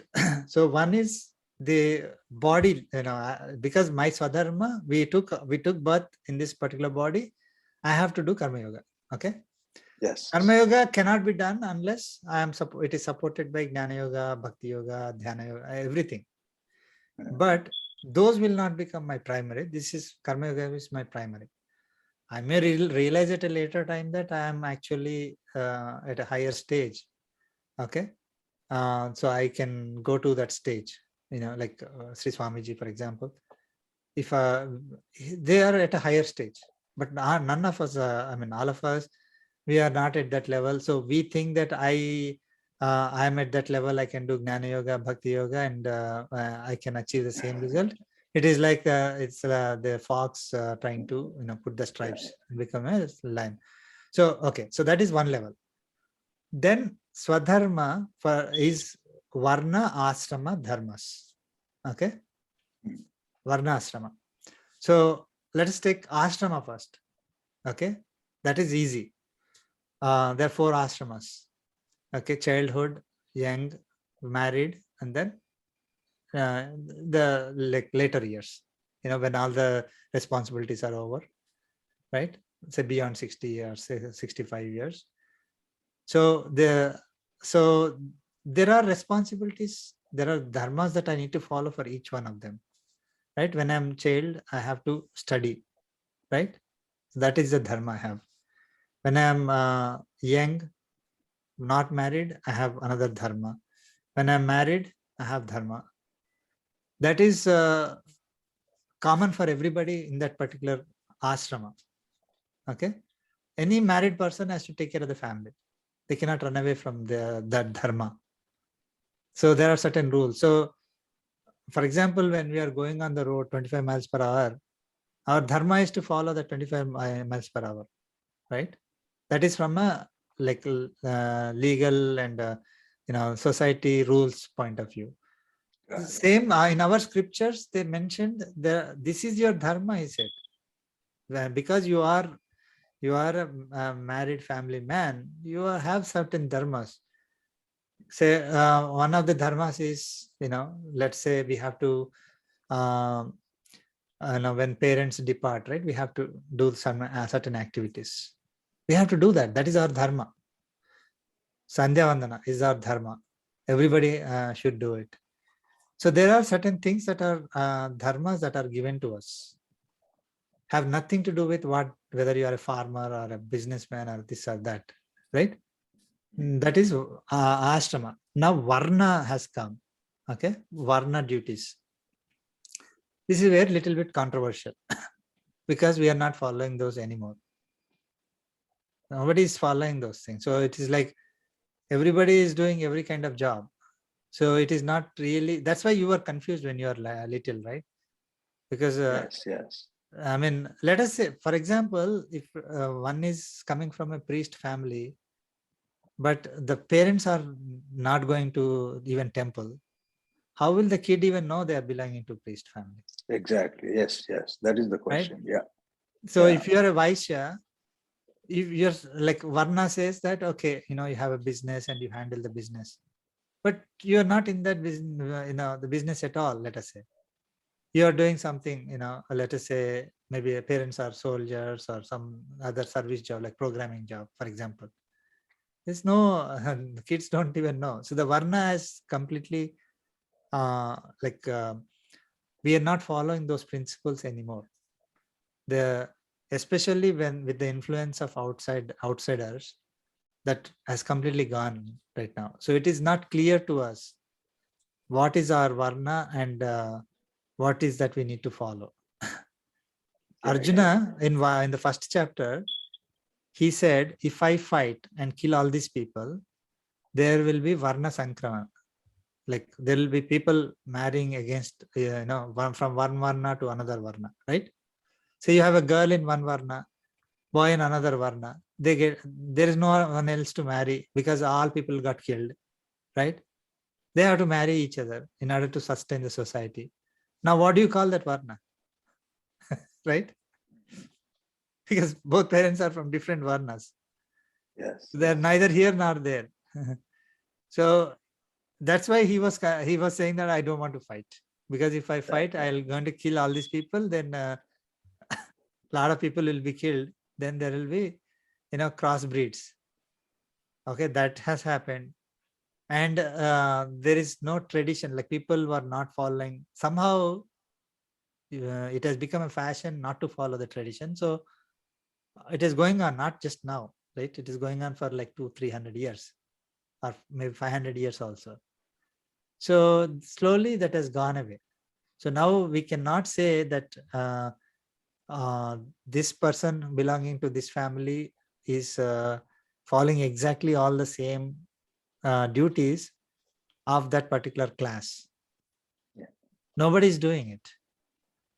Yeah. So now because of that, what is happening is, if somebody starts quoting like that, then it is becoming illogical. Confusing. Yeah, illogical, confusing. Like, oh, I will not rent it to this particular Varna. But let us say you lent it to, whatever Varna that you want to lend it to. What if they're not following a single duty of that Varna? Then what is the point? Right? So let us say I want to lend it to only say priest family. But they never, let us say that they never go to temple, they are doing software programming job. And then they do any, if they're not following the principles of that Varna, then it really doesn't matter what Varna they are. There is certain assumption that people are still following that Varna, and people are told from parents to child and like that. So we should not then attribute this to day-to-day stuff. And for example, children, given a choice, most of them, they want to do some easy courses, right? Even after joining, they repent. Oh, I should have taken, some easy course so that I would have more. So so their swadharma, or let us say let's say by nature they're interested in history, for example. If that is their passion, then that's great, because that is their natural instinct, and they should do it. Versus forcing themselves into something else. Is the swadharma related to that at all? No. No. Okay, that is different. No. So Varna ashrama, right? That's all. So Dharma, as per our scriptures. Okay. Now, what you are saying is within that Varna. Okay. So one is interested in let's say that Varna is education. Is right? I mean, person A could be interested in math, another person could be science, another person could be some other thing. But all they're doing is education. So they're in the Varna of people who are getting educated and spreading the knowledge. Okay. So in a farmer, I may be interested in one type of farming, another person another type of farming, but they're all farming. So that's all Swadharma only. But the thing is that it would have been really good if we followed this one, right? Of course, with the underlying bold thing saying that everybody is equal, and bold saying that nobody is looking down on other people, trying to push them down.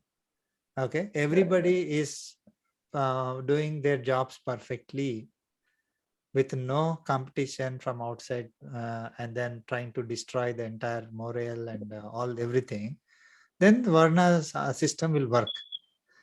Okay, but the situation we are in with the rest of the world not following the Varna system at all, and even within our society also, people are not following the Varna system because things have changed so much. People are moving and all that stuff.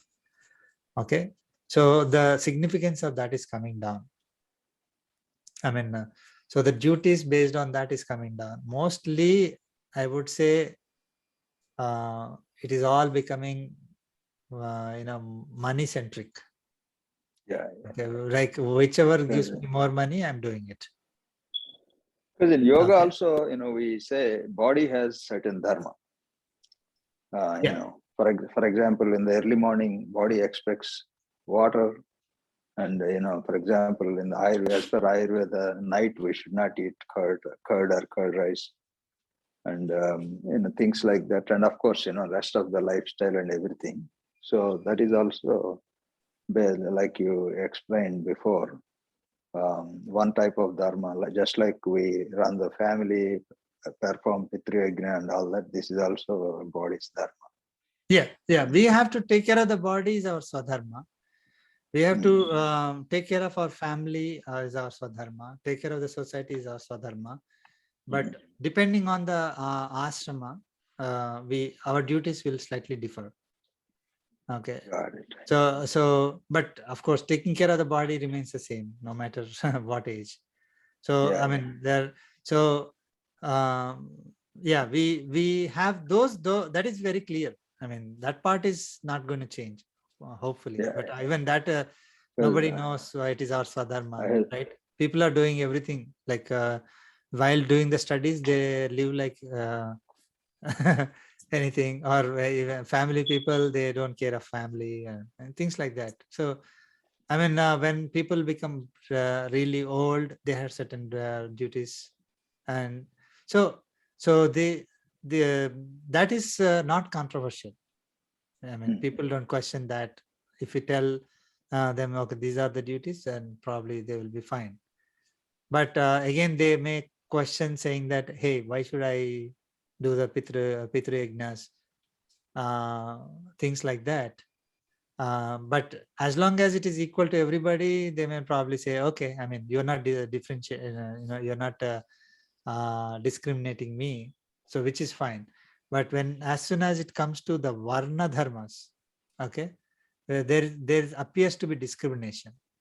Those dharmas are only for duty purposes only, based on the inner characteristics, in the qualities that are born from our nature.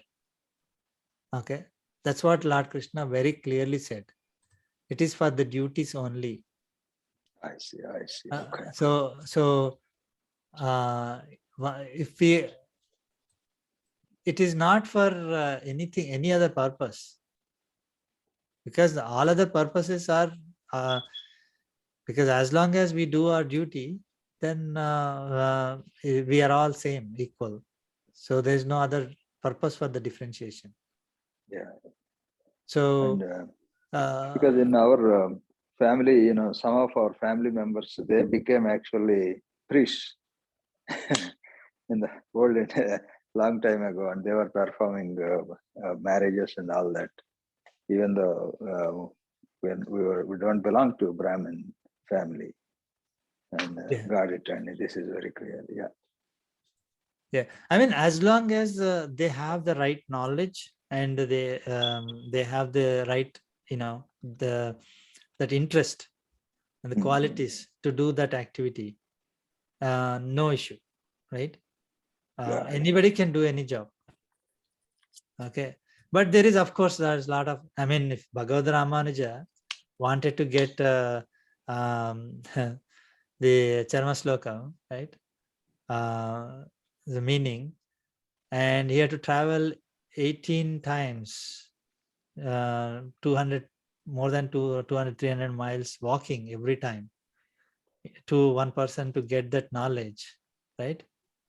So it is not like one, there is a discrimination between one Varna to another Varna. There is discrimination within Varna itself. Varna itself, yes. Yeah. I mean, if we think that the other person is not qualified, we don't, we are basically, I mean, if I apply for a job and I don't get it, are we going to call it as discrimination? No, we could call it as, I mean, there could be discrimination, but that's natural because we are not found eligible for it, right? Yeah.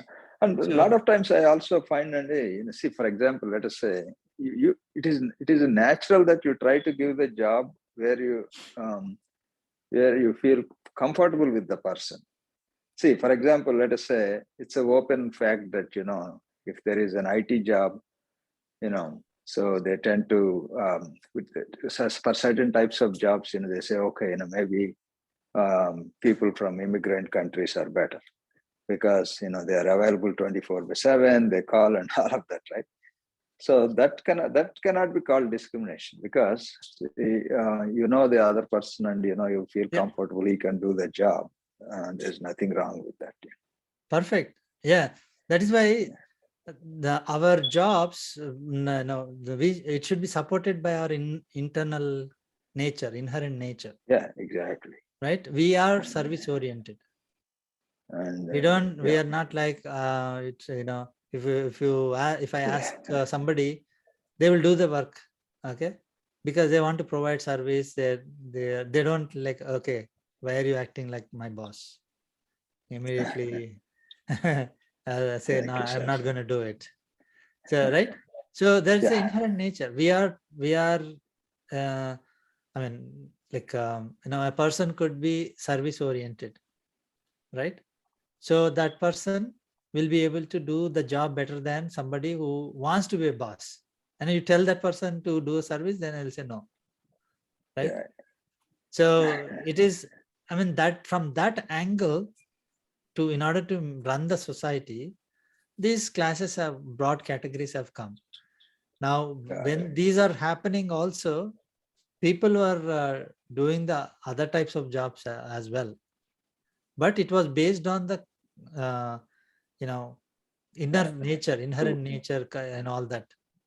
So we should take it as in a broader sense. Yeah. So right now, right now, I mean, if without knowing that family, right? We are at a stage without knowing it, family, and then we say, okay, you belong to this community, I'm not going to talk, allow you to do these things.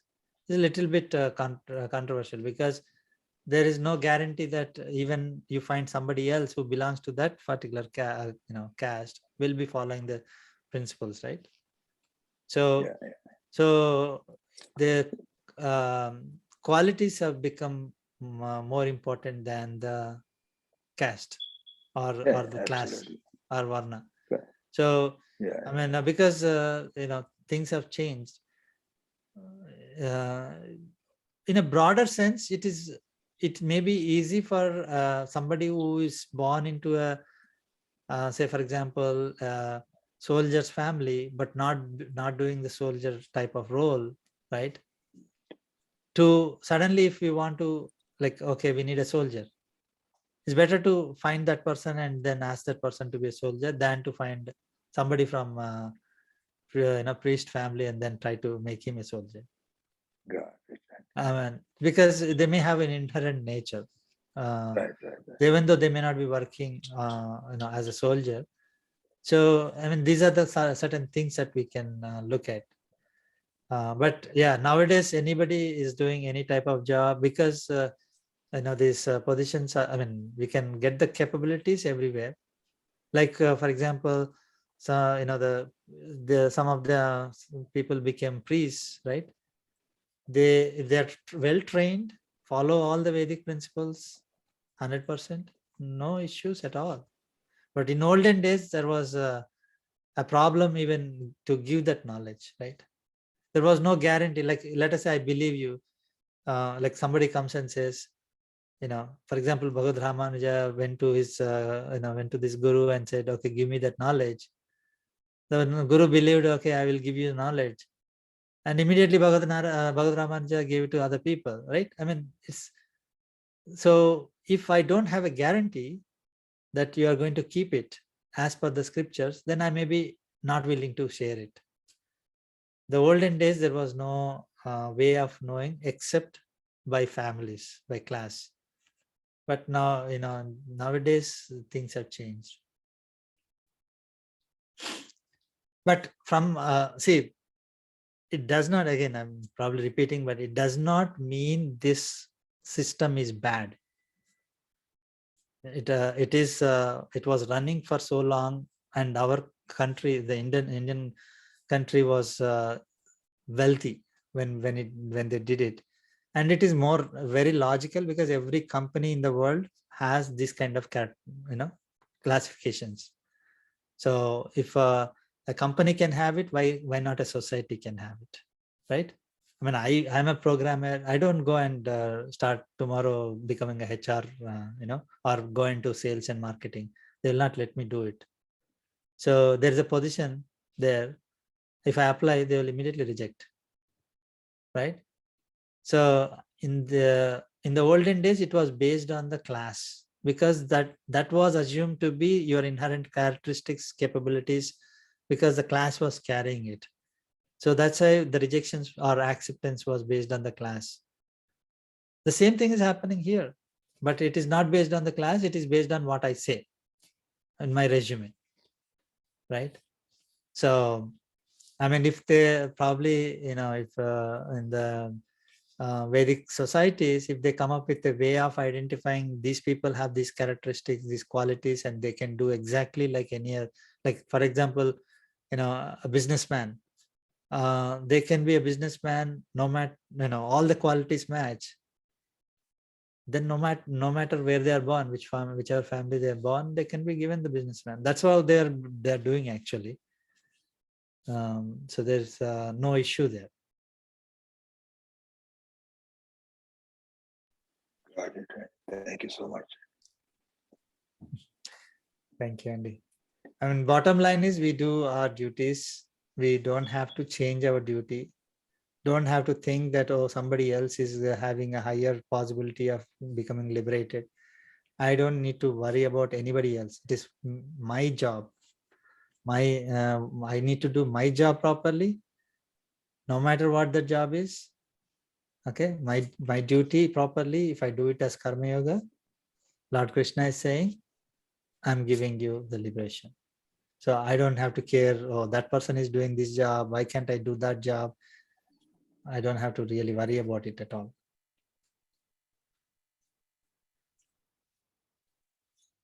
Okay. Thank you, Andy. Thank you so much. We'll conclude. Kayena vacha manasendriya prakriti swabhava karomi yajjat sakalam parasmai narayanaaya samarpayami Srimanarayanaayati samarpayami Shri Krishnarpanamastu Om Asmadgurubhyo Namaha. Jai Shri. Jai Srimanarayana. Jai